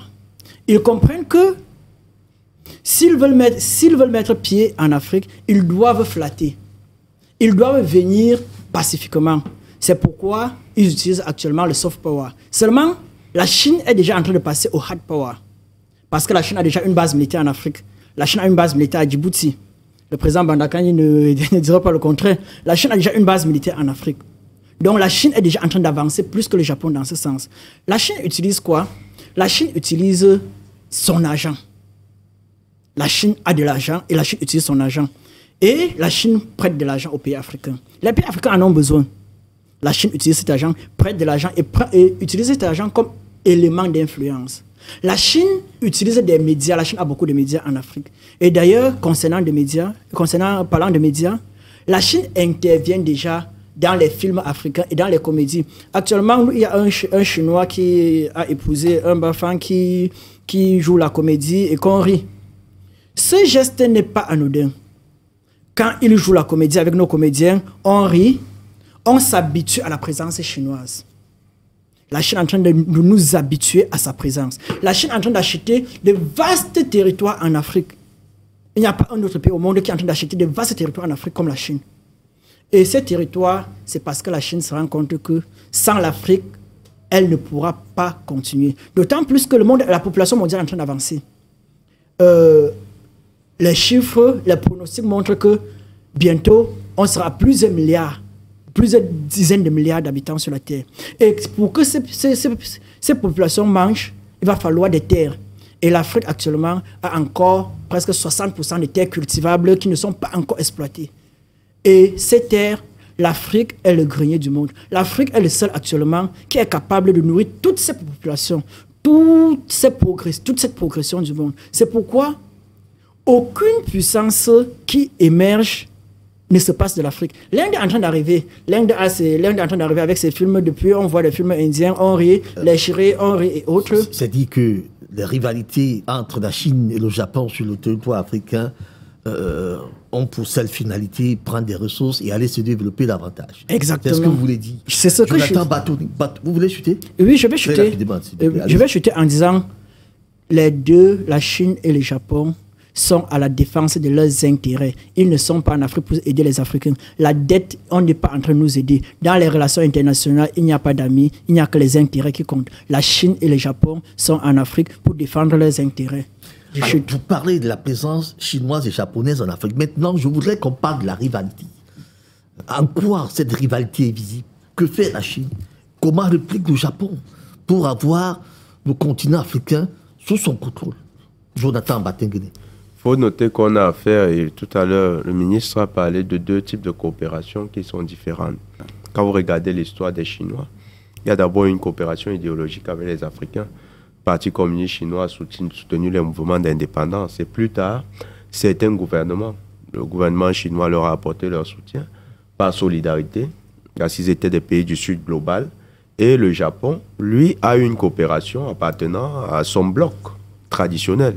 Le ministre vous a parlé de la coopération avec l'Occident. Le Japon s'est toujours considéré comme étant un pays de l'Occident, représentant de l'Occident. Cette perception dichotomique est très importante quand vous voulez lire la coopération avec les deux pays. Vous avez l'un qui est un pays du Sud global et l'autre, l'un qui est une puissance du Sud global et l'autre qui est une puissance de l'Occident collectif. Le Japon, il faut toujours le souligner, si vous avez la commission trilatérale, qui est la commission qui pense l'industrialisation dans le monde. Commission trilatérale, l'un des représentants de l'Asie, c'est le Japon, dans la commission trilatérale. Et la commission trilatérale est celle qui prépare les grands sommets comme Davos, parce que Davos devient le champ d'implémentation d'une vision géopolitique qui a été pensée dans les cercles de la commission trilatérale. Donc le Japon, en tant qu'un pays qui fait partie du cercle névralgique de construction de la puissance de l'Occident, est aujourd'hui en train de vouloir prendre le contre-pied. Lecture qu'il faut avoir. Le contre-pied de l'influence chinoise. Et quand vous avez la lecture que le Japon est un pays de l'Occident, c'est dans le cadre d'une stratégie globale de l'Occident. Alors, vous avez les États-Unis qui ont proposé une relecture du partenariat avec l'Afrique. Toujours dans le cadre de la redynamisation de la relation entre l'Afrique et l'Occident. Vous avez la France. Les États-Unis, c'était lors de la conférence Afrique-États-Unis. Vous avez la France. C'était la conférence de Paris sur les financements durables où on parlait de nouveaux pactes de financement. Vous avez la France, dans le cadre toujours de la redynamisation. Vous avez le Japon maintenant avec la TICAD 9. La TICAD 9 qui s'est voulu un nouveau mode. Et puis vous allez voir une chose qui a changé. On est quitté de la coopération institutionnelle vers la coopération de proximité avec des acteurs non institutionnels, donc par exemple les intellectuels. On intègre maintenant la jeunesse, on intègre les groupes de pression, on intègre les groupes culturels. On rentre dans une nouvelle forme de coopération. Sauf que le Japon reste un pays de l'Occident. C'est-à-dire que la vision de l'Occident reste sa survie en tant qu'hégémonie dans le monde. Si le Japon le fait, c'est essentiellement parce que le Japon veut sauver la face. Vous avez donné la valeur des financements japonais. 47 milliards de dollars. C'est une goutte d'eau. Si vous parlez de développement en Afrique, c'est une goutte d'eau. Le dernier barrage qui a eu lieu, le barrage de la Renaissance au niveau de l'Éthiopie, vous êtes à près de 9 milliards de dollars. Si vous mettez dedans d'autres projets financés par la Chine, ça ne fait pas photo. La Chine a 60 milliards par an. La Chine est montée à 100 milliards. 100 milliards. Depuis 2015, la Chine a investi en Afrique 500 milliards de dollars. Et cette année, ils sont sur un budget record 100 milliards. Les États-Unis, pour concurrencer, on dit qu'ils mettent 45 milliards. Mais ils n'y arrivent pas. Donc, aujourd'hui, vous avez une Chine, si vous prenez maintenant en termes de performance économique, la Chine réalise des performances économiques surréalistes. L'économie chinoise est une économie qui se porte hyper bien. Les Chinois sont aujourd'hui en tête dans le domaine de l'IA, parce qu'ils ont doublé les États-Unis. Vous avez les Chinois dans le domaine de l'aérospatial, vous avez les Chinois dans le domaine du spatial, vous avez les Chinois sont dans tous les domaines. Et maintenant, si vous regardez la coopération en termes d'impact, un Camerounais ne cherche pas la coopération chinoise, mais il cherche la coopération japonaise. Vous ne pouvez pas vous placer là, en plein doigt là, vous vous dites, voilà ce que la coopération japonaise vous a donné, mais la coopération chinoise, c'est visible. Donc les Chinois ont plus d'impact, même au niveau microéconomique. Vous avez dans les marchés les cités chinoises qui émergent. Mais où sont les cités japonaises? Ça n'émerge pas. On a affaire en fait à une tentative de retour de l'Occident via la stratégie du Japon, mais qui reste tout à fait timide. On va former quelques-uns là. On sait tous comment ça va se passer en Afrique. Des réseaux vont coopter quelques jeunes là, les envoyer en formation.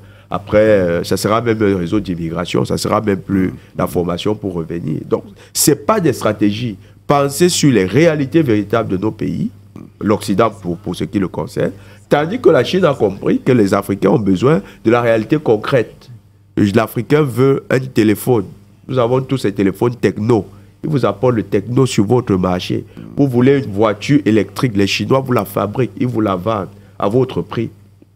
Donc, il y a deux mécanismes de coopération qui ne font pas photo. La Chine va toujours sortir gagnante dans cette coopération. Et nous pensons que... Ce n'exclut pas du tout que les deux pays restent des pays en permanence rivalité.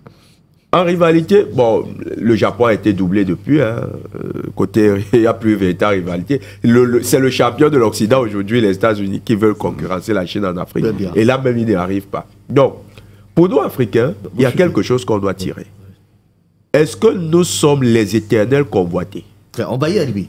Et effectivement, je vais briller. C'est ce regard qu'il faut plutôt changer. On ne peut pas rester dans la posture d'être des éternels convoités. Nos ressources sont l'alimentation de la puissance des autres. Et nous restons dans à nous gargariser que tout le monde nous fait la cour, nous sommes importants. Ben, ça, il faut absolument... Il faut aussi avoir, le ministre a parlé, une volonté de puissance. Il faut aussi que l'Afrique dégage sa propre volonté de puissance. Président Badakani, effectivement, Jonathan Batengene, il a évoqué quelque chose tout à l'heure. J'ai voulu embrayer cela avec vous. L'Afrique va rester, on va dire, spectatrice de tout ce jeu qui se joue sur son continent. En disant que ce sont les géants. En fait, quand les géants se battent, les herbes souffrent. Quand les éléphants se battent, les herbes souffrent. L'Afrique regarde ça comment? Quel est le regard de l'Afrique qui veut se développer et pas de l'Afrique qui veut rester en arrière?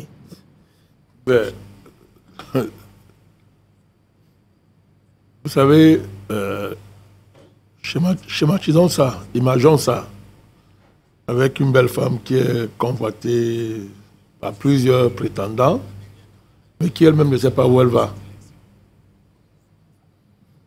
Ne sait pas où elle va et qui n'a même pas soldé sa relation avec les ex. Alors qu'elle est très convoitée. Soit elle va se dépraver, soit elle va se retrouver surchargée. Elle n'arrivera même pas à tirer profit de l'attraction qu'elle exerce sur ses prétendants. Bon, je prends l'image pour faire pédagogie, mais c'est ça. C'est dans cette situation que se trouve l'Afrique.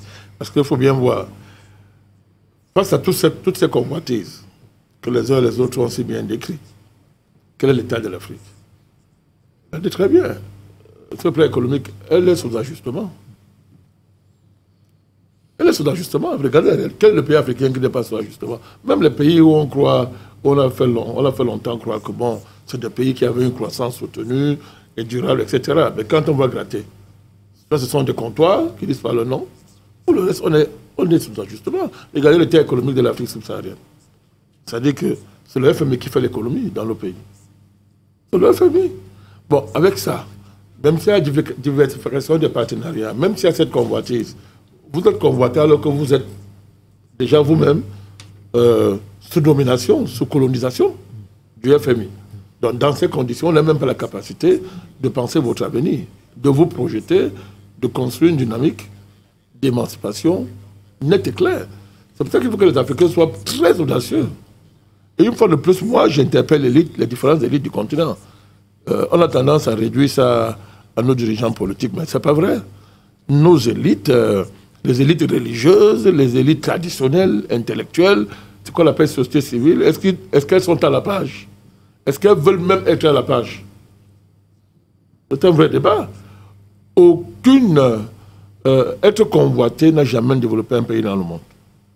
Le développement provient d'une grande vision et d'une organisation qui découle de cette vision. Et de rendre vraie cette organisation, de partager ça par la population qui prend ça en charge. Mais lisez toute l'histoire économique du monde. Regardez les trajectoires de développement dans le monde. Dites-moi où est-ce que vous avez déjà vu des gens disent que bon, on va se développer parce qu'on va tirer profit des rivalités des autres, entre guillemets, sans aucune vision, sans une classe politique digne de son nom. Hein? Mais si vous avez des sous-préfets qu'on place à votre tête d'une manière ou d'une autre, on les place là. Comment vous avez développé? Regardez, sur un dossier comme la RDC, je passe le contrôle, monsieur le ministre, où est l'Afrique? Soyons concrets. Où est l'Afrique? On voit qu'on n'arrive même pas à tirer profit. La RDC est un pays très convoité. Mais comment il tire profit du fait qu'il est très convoité, qu'il est très beau? Voilà un exemple. C'est vrai pour la RDC, mais on peut prendre plusieurs pays africains. On peut prendre plusieurs pays africains. Regardez la situation de Gaza, par exemple. On pense que c'est loin. Mais est-ce que qu'est-ce que l'Afrique dit de Gaza? Est-ce que l'Afrique peut tirer profit? C'est-à-dire, il y a beaucoup de situations comme ça où on voit très bien que on est convoité, mais cette convoitise risque d'être un tiraillement qui peut nous déchirer davantage, nous émasculer même. C'est ça le risque qu'il y a derrière ça. On peut être plus émasculé parce qu'on est tiraillé de partout. Oh, on est très beau, on est belle. Oui, c'est bien. Mais être beau ou belle, c'est une chose. Être en capacité de tirer profit de sa beauté, c'est une autre chose. Être en capacité de se protéger des conséquences. Le fait que vous êtes belle, parce que, attention, parce que la beauté aussi attire la prédation. Il y a les prédateurs. À défaut de pouvoir draguer une fille, entre guillemets, la convoiter, la réussir, il y en a qui préfèrent prédater. Je prends ça par la force.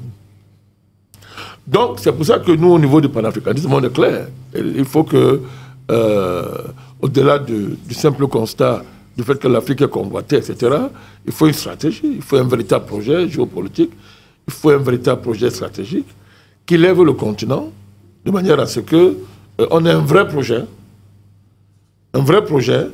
qui mette le développement dans son centre, qui mette en avant la volonté de sortir l'Afrique de la pauvreté, et deuxièmement, qui consolide notre liberté, notre souveraineté, notre indépendance dans toute cette affaire. Ce n'est pas le cas. Pour le moment, ce n'est pas le cas. Non, ce n'est pas le cas. Je vous dis pourquoi. Ce n'est pas le cas parce qu'on est dans l'urgence, on est dominé et on essaye. Écoutez, on ne peut pas. Il faut faire attention. Les opportunités que nous offrent cette évolution mondiale dépendent de la manière dont nous on gère ça. Parce que si vous voulez sortir d'un puits, des bras s'offrent à vous, ou bien des cordes s'offrent à vous, vous les attrapez. Je sors du puits, c'est dans les gens. Mais une fois que vous êtes sorti du puits, vous faites quoi? Vous pouvez même y entrer et vous ne pouvez plus en sortir définitivement. Vous faites quoi? Là, vous faites quoi? C'est-à-dire que je veux dire que le monde qui change, le multipartenariat qui change, l'Afrique doit tout faire pour que ça ne débouche pas sur une grande conférence de Berlin au niveau global contre elle. N'excluez pas ça. Hier, il y a eu une conférence de Berlin. C'était entre Européens. Parce qu'ils s'affrontaient, se déchiraient, ils ont dit, attention, fixons les règles. C'est la conférence de Berlin. Mais c'était contre nous. Mais c'est la nature de la géopolitique. C'est-à-dire quand des gens s'affrontent sur le terrain global, mais la nationalité voulait comment on dise, mais donc fixons les règles. Et quand on va dire fixons les règles, mais et qui va partir? Attention, et là ça va être une terrible colonisation. Elle sera plus terrible que la colonisation qu'on a subie. Elle sera mondiale, elle ne sera plus seulement européenne. Mais tu as bien compris, c'est ça qui s'agit. Elle sera terrible. Et ne croyez pas qu'on est à l'abri de ça. On n'est pas à l'abri de ça. Quand vous analysez, je ne sais pas ce que le ministre peut dire par rapport à ça, je sais qu'il a suivi ça, à la conférence de l'OCS dernièrement, à Shanghai. Mais qu'a dit Xi Jinping? Il dit que la Chine appelle à l'élaboration, à l'émergence d'une gouvernance mondiale. C'est quand même surprenant d'entendre ça de la bouche de la Chine. Il a dit ouvertement, ça veut dire quoi? Ça veut dire quoi? La Russie dit émergence de processus multipolaires. Oui. Mais que dit l'Occident? Mais si déjà on est d'accord sur le fait que il faut réécrire la gouvernance mondiale, qu'est-ce que l'Afrique dit? L'Afrique dit quoi? Est-ce que l'Afrique a en capacité de l'écrire? Qu'est-ce que l'Afrique apporte? Oh, il n'y a rien, il n'y a rien, il n'y a rien. Tout à fait. Oui, l'enjeu il est là. Parce que les Chinois disent que il faut réécrire le mondial. Elle ne dit pas seulement, elle pousse par sa puissance. Jonathan a parlé tout à l'heure de la puissance chinoise. La Chine est en train de réécrire les règles du droit, les règles mondiales. Ça se voit dans tous les domaines. Elle est en train de réécrire. Mais les Américains ne se laissent pas faire. Ils sont en train de réagir. La Russie est en train de réagir. L'Inde est en train de s'impliquer. Le Brésil. Tout ce qu'on appelle BRICS là. Oui. Mais dans les BRICS là, quand l'Afrique vient s'asseoir, c'est pour dire quoi? Qu'est-ce qu'on dit? Qu'est-ce qu'on dit? Mais à la fin, on va s'entendre sur ces règles-là, une fois de plus, à notre détriment. On n'est pas loin de ça. Il faut empêcher ça. C'est pour ça que nous disons vraiment, il y a des choses qu'on peut faire très vite. Il faut donner une vraie autonomie à l'Union africaine. Cesser cette affaire où une organisation du continent ne peut pas se financer elle-même, mais c'est incroyable. C'est à l'Union africaine où on devait prendre l'initiative de ces choses-là. Parce qu'au moins, elle a cette histoire-là, elle a ce patrimoine-là.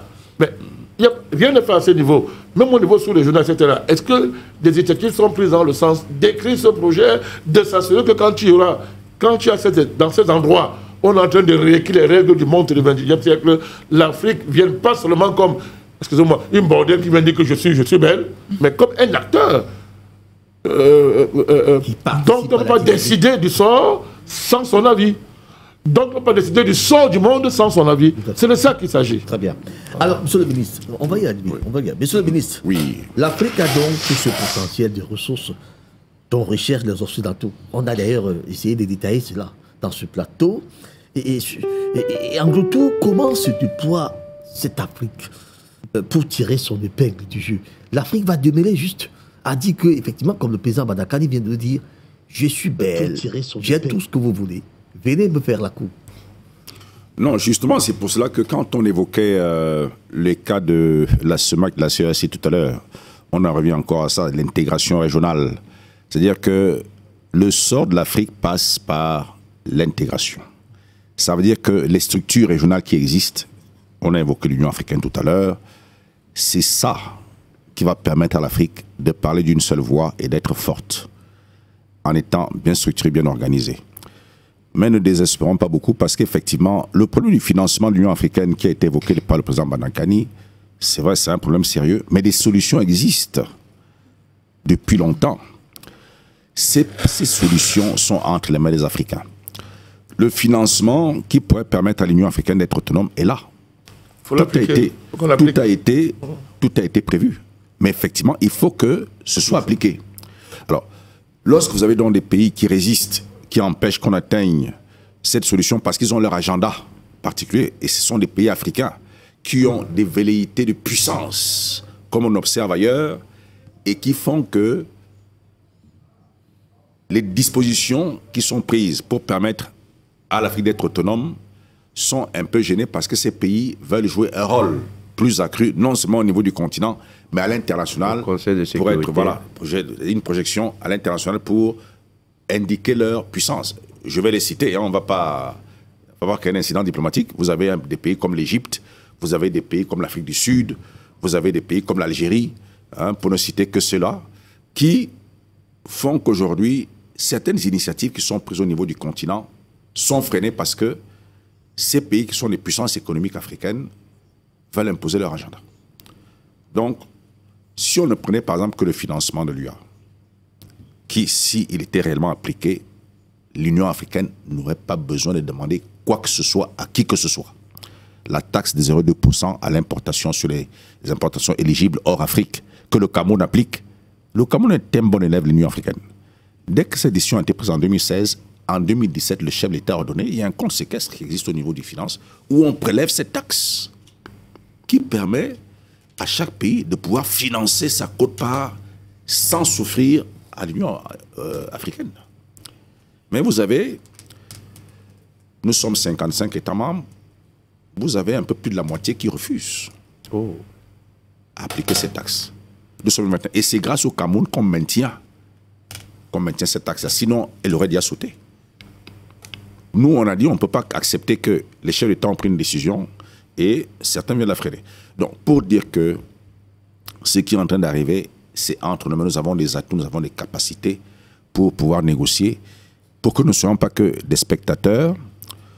Tout à l'heure, justement, le sommet de l'OCS, je l'ai commenté au niveau du poste national de la CRTV, toutes ces dernières semaines, jusqu'à hier d'ailleurs. Et effectivement, la Chine parle d'une nouvelle gouvernance mondiale. Mais sauf que, et c'est là où je me dis que l'impérialisme chinois peut être modéré parce que la Chine refuse l'ingérence. Ils sont pour la souveraineté des États, l'indépendance des pays et laisser chaque pays pouvoir faire ce qu'il veut chez lui. Donc, ce n'est pas comme l'impérialisme occidental que nous connaissons, il vient nous imposer des règles. Non, les Chinois, ils veulent effectivement avoir une influence dans le monde, mais je crois qu'ils sont conscients de ce que vouloir imposer un modèle peut se retourner contre eux. Ce qui intéresse la Chine, c'est leur puissance économique. C'est des débouchés pour leur marché. Le reste, peu importe, les droits de l'homme, les régimes politiques. Mais ils font la politique sans le dire. Voilà. Puisqu'après, ça pèse. Donc, ils ne font pas ce type de pression. Ce qui fait qu'effectivement, dans ce nouvel ordre mondial en construction, l'Afrique a un rôle à jouer. L'Afrique a toute sa place. D'ailleurs, l'Égypte, qui est un pays africain, est un membre partenaire actuellement, un pays observateur de l'Organisation de la coopération de Shanghai. Et je crois que ça va continuer à s'élargir. Et dans la prise en compte des réalités du monde aujourd'hui, aucune structure internationale, aucun continent ne peut fonctionner sans tenir compte du point de vue de l'Afrique. Et l'Afrique, qu'elle soit mal organisée en ce moment, comme certains le dénoncent, mais bon, moi je serai un peu plus modéré, je crois que nous avons des éléments, c'est-à-dire d'abord l'Union africaine, nous avons les organisations sous-régionales qui existent et qui font qu'à partir de ces instruments, de ces organismes-là, on peut influencer un certain nombre de choses. Effectivement, les pays seuls, en allant seul comme pays, on ne pèse pas. Mais en allant dans une structure, dans un bloc organisé, effectivement, on peut peser. Même si c'est un bloc sous-régional. Hein, même les blocs sous-régionaux peuvent influencer. Et je crois donc que dans ces dynamiques-là, les régions ont des intérêts, le continent a ses intérêts, et nous partons à la table en sachant où nous allons et ce que nous voulons, et nous pouvons poser des conditions. Quand on parle du Japon qui est en train d'arriver, effectivement, les Africains qui ont cette coopération qui existe depuis des années, la TICAD, c'est depuis 1993, je crois. Donc, je crois qu'il y a quand même des canevas qui existent, des plans d'action qui ont été élaborés depuis et qui sont mis en œuvre de manière progressive et qui font qu'il y a des bases pour la discussion, des bases pour s'entendre. Et à partir de ce moment-là, on peut pouvoir proposer quelque chose qui serait utile pour les deux parties.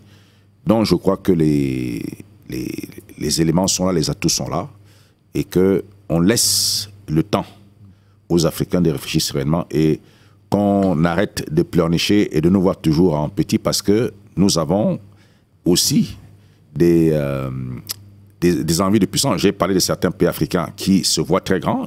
Il y en a d'autres, hein, je peux les citer, mais je dis, en Afrique, nous avons également des pays qui se projettent comme puissance. Est-ce que le temps ne joue pas contre nous, contre l'Afrique? Non, faudra y aller parce que ça va très vite. Non, le temps ne joue pas contre nous. C'est la réalité du monde, c'est la vie. Hein, vous savez, on a beau être petit, mais le petit peut faire gripper une machine très puissante. Donc, ne nous négligeons pas. Et les autres savent également que c'est pas parce que nous n'avons pas les mêmes moyens militaires ou les mêmes atouts économiques que nous ne pouvons pas peser sur la table de discussion. Et aujourd'hui, on ne peut pas venir faire des choses sur le continent sans que les Africains aient leur mot à dire. Ça, c'est clair. On ne peut pas revenir en arrière. On n'est plus au 19e siècle où on n'était pas des sociétés organisées. C'est ça qui avait facilité la colonisation. Aujourd'hui, nous sommes les États qui existent.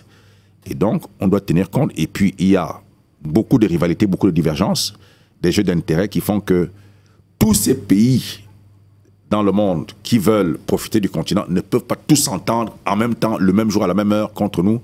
Pareillement, au niveau du continent, on va toujours trouver des voies et moyens pour que les ententes se fassent en fonction des intérêts et en fonction des réalités économiques et politiques et géopolitiques du moment. Très bien. Voilà. Merci beaucoup, monsieur le ministre. Nous avons un repérage de docteur Irénée Gignem. On espère que cette fois-ci, on aura. Ça sera la bonne. Docteur, bonjour. Bonjour, Raoul. Enfin. Enfin. Alors, vous nous avez manqué depuis le début de cette émission. On espère que là, on peut maintenant y aller. Mais nous n'avons que 20 minutes pour partir de cette émission maintenant. En 5 minutes peut-être. Dites-nous comment l'Afrique peut tirer profit de cette rivalité entre la Chine et le Japon qui séjourne déjà sur le territoire africain. Disons, vu le peu de temps qu'il nous reste, ça risque d'être un peu compliqué pour moi de m'exposer là-dessus, mais je vais rebondir sur ce que je viens d'entendre tout à l'heure de la part du ministre, que je suis content de retrouver. Il a dit quelque chose qui a tout de suite frappé mon attention, attiré mon attention. Il a dit on n'est plus au 19e siècle où l'Afrique n'était pas organisée. Mais si on était organisé, monsieur le ministre, c'est d'autres qui nous ont désorganisés. Et je crois que c'est très important à prendre en compte dans tout ce qu'on entreprend aujourd'hui. Et justement, il y a un problème qui se pose, qui est le problème, à mon sens, qui est un problème anthropologique de chronologie. Je crois que on ne sera jamais gagnant dans un système où on est dans la chronologie coloniale, la chronologie. Je dis bien chronologie parce qu'on ne vit pas le même temps. On ne vit pas le même temps humain. Tout le monde le voit, tout le monde le sait. Et ça se sent quand on arrive en Afrique, ça se sent qu'on va au Japon, en Chine, aux États-Unis, en Guadeloupe. Enfin, la Guadeloupe, c'est très... Et d'ailleurs, ça corrobore ce que je suis en train de vouloir dire. Moi, j'ai eu, disons, l'occasion d'aller dans tous ces pays-là. Et on a notre temps en nous. Et il est absolument... Avec même nos frères qui sont partis il y a déjà 4 siècles, ont gardé ce temps-là. Et je crois que, enfin, je suis désolé, je n'ai pas pouvoir participer au débat depuis le départ, mais je crois qu'il y a vraiment des choses qu'il faut remettre en question, qu'il faut remettre en place. Ce n'est pas fini. Il y a des mouvements, le mouvement panafricaniste a beaucoup contribué à des choses, mais il y a encore des choses à dire. Il y a des choses à dire, il y a des choses à comprendre. Si on prend le cas de la Chine ou du Japon, ça ne sera jamais à notre avantage si on ne met pas en exergue notre anthropologie qui passe par notre temps. Notre temps n'est pas du tout celui de la Chine. Et le temps de la Chine, c'est un temps dont on voit ce qu'il a comme résultat aujourd'hui. Et enfin, dans le système dans lequel on est, on sera toujours perdant, à mon avis. Ou en tout cas, on ne sera pas gagnant de façon optimale. OK. Vous gardez la parole, hein. On va vous permettre de parler un peu plus. Alors, docteur Irénée Gignem, on voit quand même cette Afrique, parfois en rang dispersé. Monsieur le ministre parlait tout à l'heure d'un bloc compact qui devrait aller négocier. Mais on a comme impression que les gens vont de façon individuelle. En fait, les pays vont en solo, si vous voulez l'expression, en solo. L'Occident utilise donc maintenant cette stratégie de diviser pour mieux régner? L'Afrique est-elle aussi bête au point de ne pas comprendre cela? Permettez l'expression. Ça corrobore ce que je disais tout à l'heure. C'est encore la conséquence de ce qu'on appelle la balkanisation. Et on est tous d'accord pour dire que c'est un problème qui est très très lourd et qui va être très difficile à régler. On a la capacité de le régler, mais ça prendra beaucoup de temps. Et le temps que ça prendra, d'autres ne nous attendront pas. Donc, enfin, je vais pas avoir l'air de compliquer la situation ou le problème, mais je crois que si le problème des relations qu'on entreprend avec des pays comme le Japon ou la Chine aujourd'hui ne vont pas se régler enfin, de façon simple. Hein. Il requiert des solutions complexes intellectuellement, sans que cela ne soit du sophisme, tout simplement. Parce que je ne suis pas... En fait, moi, personnellement, je le dis tout le temps, hein, et je vais le redire tout à l'heure, sur le plan économique, je suis très efficace dans le système occidental dans lequel on vit. Hein. Je ne parle pas de moi, en tant que personne. Hein, mais je parle de nous, en tant que, disons, société, en tant que culture. On a des similarités culturelles, on a des similarités anthropologiques du nord au sud de l'Afrique. Peut-être pas dans l'extrême nord de l'Afrique, qui a été quand même assez maltraité par la colonisation musulmane. Mais je crois que si on se réunit entre nous en front commun et qu'on donne, disons, de la place aux gens qui raisonnent sur d'autres domaines, pas seulement le domaine politique. Très bien. Ça va nous faire avancer.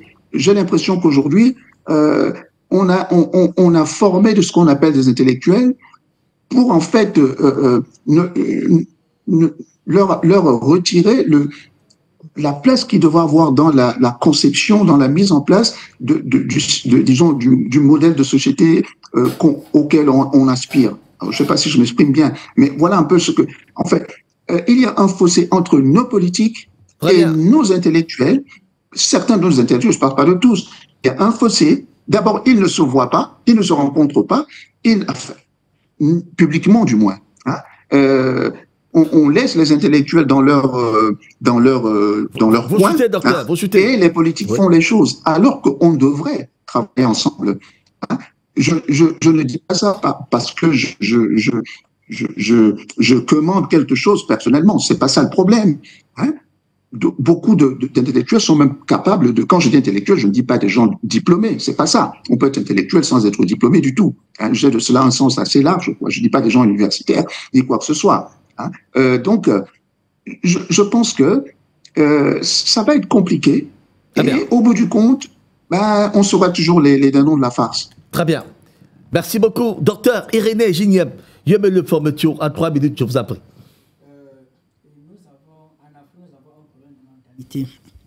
Notre problème est un problème de mentalité. Nous n'avons pas encore réalisé les dangers qui nous guettent. Et nous avons des présidents, des dirigeants qui ne sont pas des visionnaires. Nous avons des présidents qui, au lieu de penser comment industrialiser le continent, pensent comment quémander. La plupart des sommets, la plupart des organisations qu'on cite, quand on y va, la plupart du temps, c'est qui va nous aider, comment faire pour avoir un partenaire. Des présidents africains se sont réunis pour mettre sur pied le NEPAD, New Partnership for African Development. Comment ils vont faire pour qu'on aide leur développement, on les aide à se développer. C'est pour vous montrer à quelle la mentalité de ceux qui nous dirigent, et cette mentalité ne peut pas nous amener loin. Si nous voulons aller loin, il va falloir que nous, Africains, soyons capables, nous, de forger ce qu'on appelle les mouvements avant-gardistes.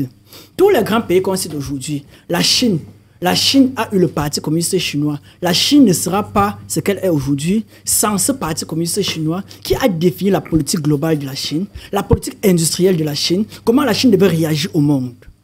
Et nous, les Africains, devons nous battre, non pas à voir comment des gens vont nous aider, non pas à voir comment tirer profit en nous faisant aider, mais voir comment on peut mettre sur pied une base industrielle. Et cela passera par une avant-garde sérieuse. C'est ce qui nous a conduit, c'est ce qui nous a poussé à mettre sur pied notre parti politique, la Limara, parce que la Limara est cette avant-garde pour pouvoir penser le développement du Cameroun et penser le développement de l'Afrique, puisque notre parti politique, la Limara, c'est Ligue des masses pour la Renaissance africaine. On va demander à la régie, on peut prendre un seul appel, s'il vous plaît. On voudrait qu'un téléspectateur, ils sont d'ailleurs beaucoup, qui voudraient réagir ce matin, mais on va prendre un seul. Vous mettez le numéro sur le petit écran, le 694 45 60 38, 694 45 60 38, on prendra un appel. Parce que nous sommes déjà en train de sortir de ce programme. Jonathan Batengene en 3 minutes. L'Afrique peut, mais elle doit oser. Oui, l'Afrique doit oser. Moi, je pense beaucoup plus. Il faut miser sur notre partenariat avec la Chine. Parce que jusqu'à présent, c'est un partenariat qui nous a permis un certain transfert de technologie. Quand vous regardez les industries camerounaises, pour la plupart, elles consomment beaucoup de machines chinoises. C'est des machines qui nous permettent d'entrer dans la course à l'innovation. Donc de rentrer effectivement dans les grands enjeux de l'industrialisation. Les Chinois nous ont apporté beaucoup de bienfaits pour notre économie. Nous devons maximiser cette coopération. Mais maintenant, il faut limiter les dommages de cette coopération avec la Chine au niveau microéconomique. Parce que lorsqu'on coopère avec la Chine et qu'on fait on importe la technologie chinoise, il faut essayer de limiter la possibilité des Chinois à faire commerce sur notre marché. Actuellement, vous avez les Chinois carrément dans les petits commerces. Ils sont en train de se disputer les petites places avec les commerçants camerounais. Ça c'est des choses qu'il faut éviter en Afrique. Et il faut aussi éviter cette forte exposition au crédit chinois. Parce que dans notre coopération avec la Chine, une forte exposition va nous entraîner au crédit, va nous entraîner dans les relations de dépendance. Et cette dépendance, c'est ce qui nous a piégés dans les relations déjà avec l'Occident. Donc, c'est des éléments sur lesquels l'Afrique devrait miser actuellement. Nous avons l'expérience de la coopération avec l'Occident qui était très pipée. Maintenant, nous devons mettre cela à notre profit dans le cadre de la coopération avec la Chine. Le Japon, est-ce qu'ils auront la capacité de véritablement rénover leur coopération? Ça reste un grand point d'interrogation. On ne va pas négliger quand même leur aide. Hein. Elle a aussi d'une importance capitale pour l'Afrique. L'Afrique peut tirer beaucoup du Japon aussi. Oui, mais elle est résiduelle. Elle est résiduelle. Même quand la technologie japonaise arrive au Cameroun, elle n'arrive pas sous la forme de produits neufs. Elle arrive pour la plupart sous forme de produits de déchets industriels. Là, les véhicules Toyota sur le marché africain, pour la plupart, c'est des véhicules qui ont été utilisés en Europe. Donc, le Japon s'est mis dans les standards de l'Occident avec son prestige et commerce avec les pays qui ont un certain pouvoir d'achat. Ce n'est pas le même type de coopération que nous recherchons. Nous avons la Chine qui a une coopération adaptée à nos besoins.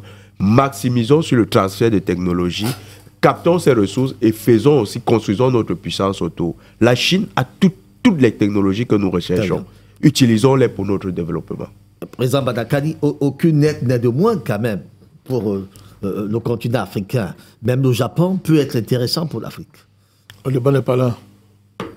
Il faut bien qu'on se comprenne. Le débat, ce n'est pas qui peut nous aider ou pas. Le débat, c'est de compter sur soi-même. Et Jonathan, il faut faire comme la Chine elle-même a fait. La Chine a compté sur qui? Sur personne. Mais alors, pourquoi alors, on doit faire comme les Chinois, puisque tu dis que il faut miser sur le partenariat avec la Chine. Mais il faut tirer les bonnes leçons. La Chine s'est fermée d'abord. Elle s'est fermée. C'est quand elle a compris que maintenant, je peux aller vers le monde. Et elle a fait le saut, elle a fait le bon. Le président, elle avait un partenariat stratégique avec les Russes. Non, mais il y a eu la rupture sino-russe. Oui. La Chine s'est fait. D'abord, les trajectoires du communisme chinois n'ont rien à voir avec la trajectoire du communisme soviétique. Non, la Chine, sur le plan politique, sur le plan économique, beaucoup plus. Non, l'économie et la Chine, l'économie et la politique sont liées. Mao, c'est la paysannerie. Les Russes, c'est pas la même chose. La rupture a eu lieu 4 ans seulement après sur le plan des après la révolution chinoise. La révolution, c'est en 1940. Aéronautique chinoise qui a importé pendant longtemps les moteurs russes. Il faut qu'on s'entende. Ce n'est pas la technologie qui développe un pays, c'est la vision qu'un pays a. Pas confondre les deux. Voilà, donc il faut que quand je dis que la Chine s'est fermée, c'est que le projet chinois, ça dit que c'est une œuvre des Chinois. C'est pas une œuvre des Russes. Tout à fait. Le marxisme-léninisme, ce n'est pas le maoïsme. On s'entend là-dessus. Tout à fait. C'est sur cette base-là donc que la Chine a donc capitalisé après tout ce que tu es en train de dire. Mais je précisais juste dans le cadre du partenariat que j'appelais. Sinon vous devenez des consommateurs de technologie. Est-ce qu'on n'est pas en capacité de créer? C'est quoi la technologie? C'est pas la magie. On peut faire tout ça. Il faut que les Africains comptent sur eux. On doit compter sur nous-mêmes. Et une fois qu'on l'a fait, maintenant, il est plus facile de digérer les apports. Parce qu'aucun pays au monde ne peut développer un autre. Ça n'existe pas. C'est impossible. Tout à fait. C'est impossible. Donc il faut qu'on compte sur nous-mêmes. Et de ce point de vue, quand j'ai dit ça, il faut qu'on sache ce qu'on appelle modéliser. Modéliser. C'est-à-dire modéliser. Mais tout à l'heure, moi je dis, il ne faut pas se focaliser sur les dirigeants. C'est une erreur. Moi, depuis que je réfléchis à cette affaire, parce qu'on fait comme si, c'est quoi un dirigeant? C'est quoi le président? C'est quoi? Regardez la structure de nos dirigeants, c'est quoi? Mais souvent, on a que les dirigeants qu'on médite souvent. Hein. Souvent, oui. Ça peut te faire mal. C'est quoi nos dirigeants? Regarde l'histoire de l'Afrique. Il faut d'abord qu'on devienne des peuples politiques, au sens noble du mot. On ne deviendra pas en passant le temps à nous colorer, en accusant que ce sont les dirigeants, c'est ceci. On va aller nulle part avec ça. Mais ce sont eux qui nous dirigent, président. Et vos dirigeants, quoi? Où? Ce sont eux qui définissent ces politiques. Vous avez quel dirigeant? Nous les assumons. Vous avez quel dirigeant en Afrique? Non, mais tu étais, je sais pas, attends. Tout à l'heure, tu as dit que tu es Kabit. Je vais. Tu peux dire qu'on n'a pas les dirigeants. On n'a pas. Dans quelles conditions tu appelles quoi dirigeant? Esclavage, colonisation, néocolonialisme. On est en train de commencer à devenir des sociétés normales. On est sur le chemin de devenir normal, capable eux-mêmes de dire que bon, on va choisir un vrai dirigeant au sens réel du mot. On est où là? Pourquoi on n'a pas? Il ne faut pas tous les accabler aussi en se dédouanant. Non, c'est un mouvement profond. Il faut qu'on entre dans la politique, qu'on soit de vraies sociétés politiques, des gens qui ont une vision, qui modélisent leur vision eux-mêmes. Et maintenant, après, il est très facile quand c'est comme ça d'intégrer tous les apports qui viennent de l'étranger. Pour ça, il faut être réellement libre. On ne le fera pas si on passe le temps à se quereller, à faire la guerre des nègres contre les nègres, en accusant à un moment donné, il faut prendre de la hauteur et comprendre que le vrai débat n'est pas... C'est plus à ce niveau-là, parce que les faits sont là, la preuve. Tous ceux qui arrivent au pouvoir, après, ils font quoi? Regardez les présidents qui sont issus des alternances en Afrique, depuis 40 ans, depuis la boule. Mais faisons le bilan. Ils n'ont même pas été en mesure de faire mieux que les anciens. Mais c'est un fait, regarde, où tu regardes? D'où la question de mentalité dont j'ai posée. Non, d'où le fait que le débat, c'est pas là. Le débat, c'est pas là. Le débat, ce n'est pas... Il faut qu'on ait une stratégie qui consiste, à un moment donné, à arrêter de nous déchirer sur des inutiles. Il faut arrêter de nous déchirer, en poser un bon diagnostic qui peut intégrer le plus de personnes. C'est à ce niveau-là que le travail doit se faire. Très bien, merci beaucoup. Oui, oui, merci. Vous avez la parole. Oui. C'était juste pour aller un peu, corriger un peu ce que le président disait par rapport à la vision. L'Afrique a déjà dépassé ce niveau-là avec, en termes de vision. C'est-à-dire que quand vous comparez à la Chine qui a pensé à son développement, à son devenir, nous avons en Afrique ce qu'on appelle la vision 2063, l'agenda 2063, qui est une pensée africaine de son devenir.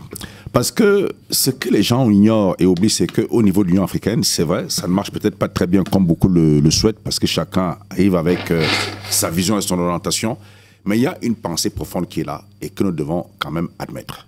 L'agenda 2063 de l'Union africaine, c'est un agenda où tous les aspects, je l'ai lu, monsieur le ministre, voilà, qui ont été pensés. Voilà.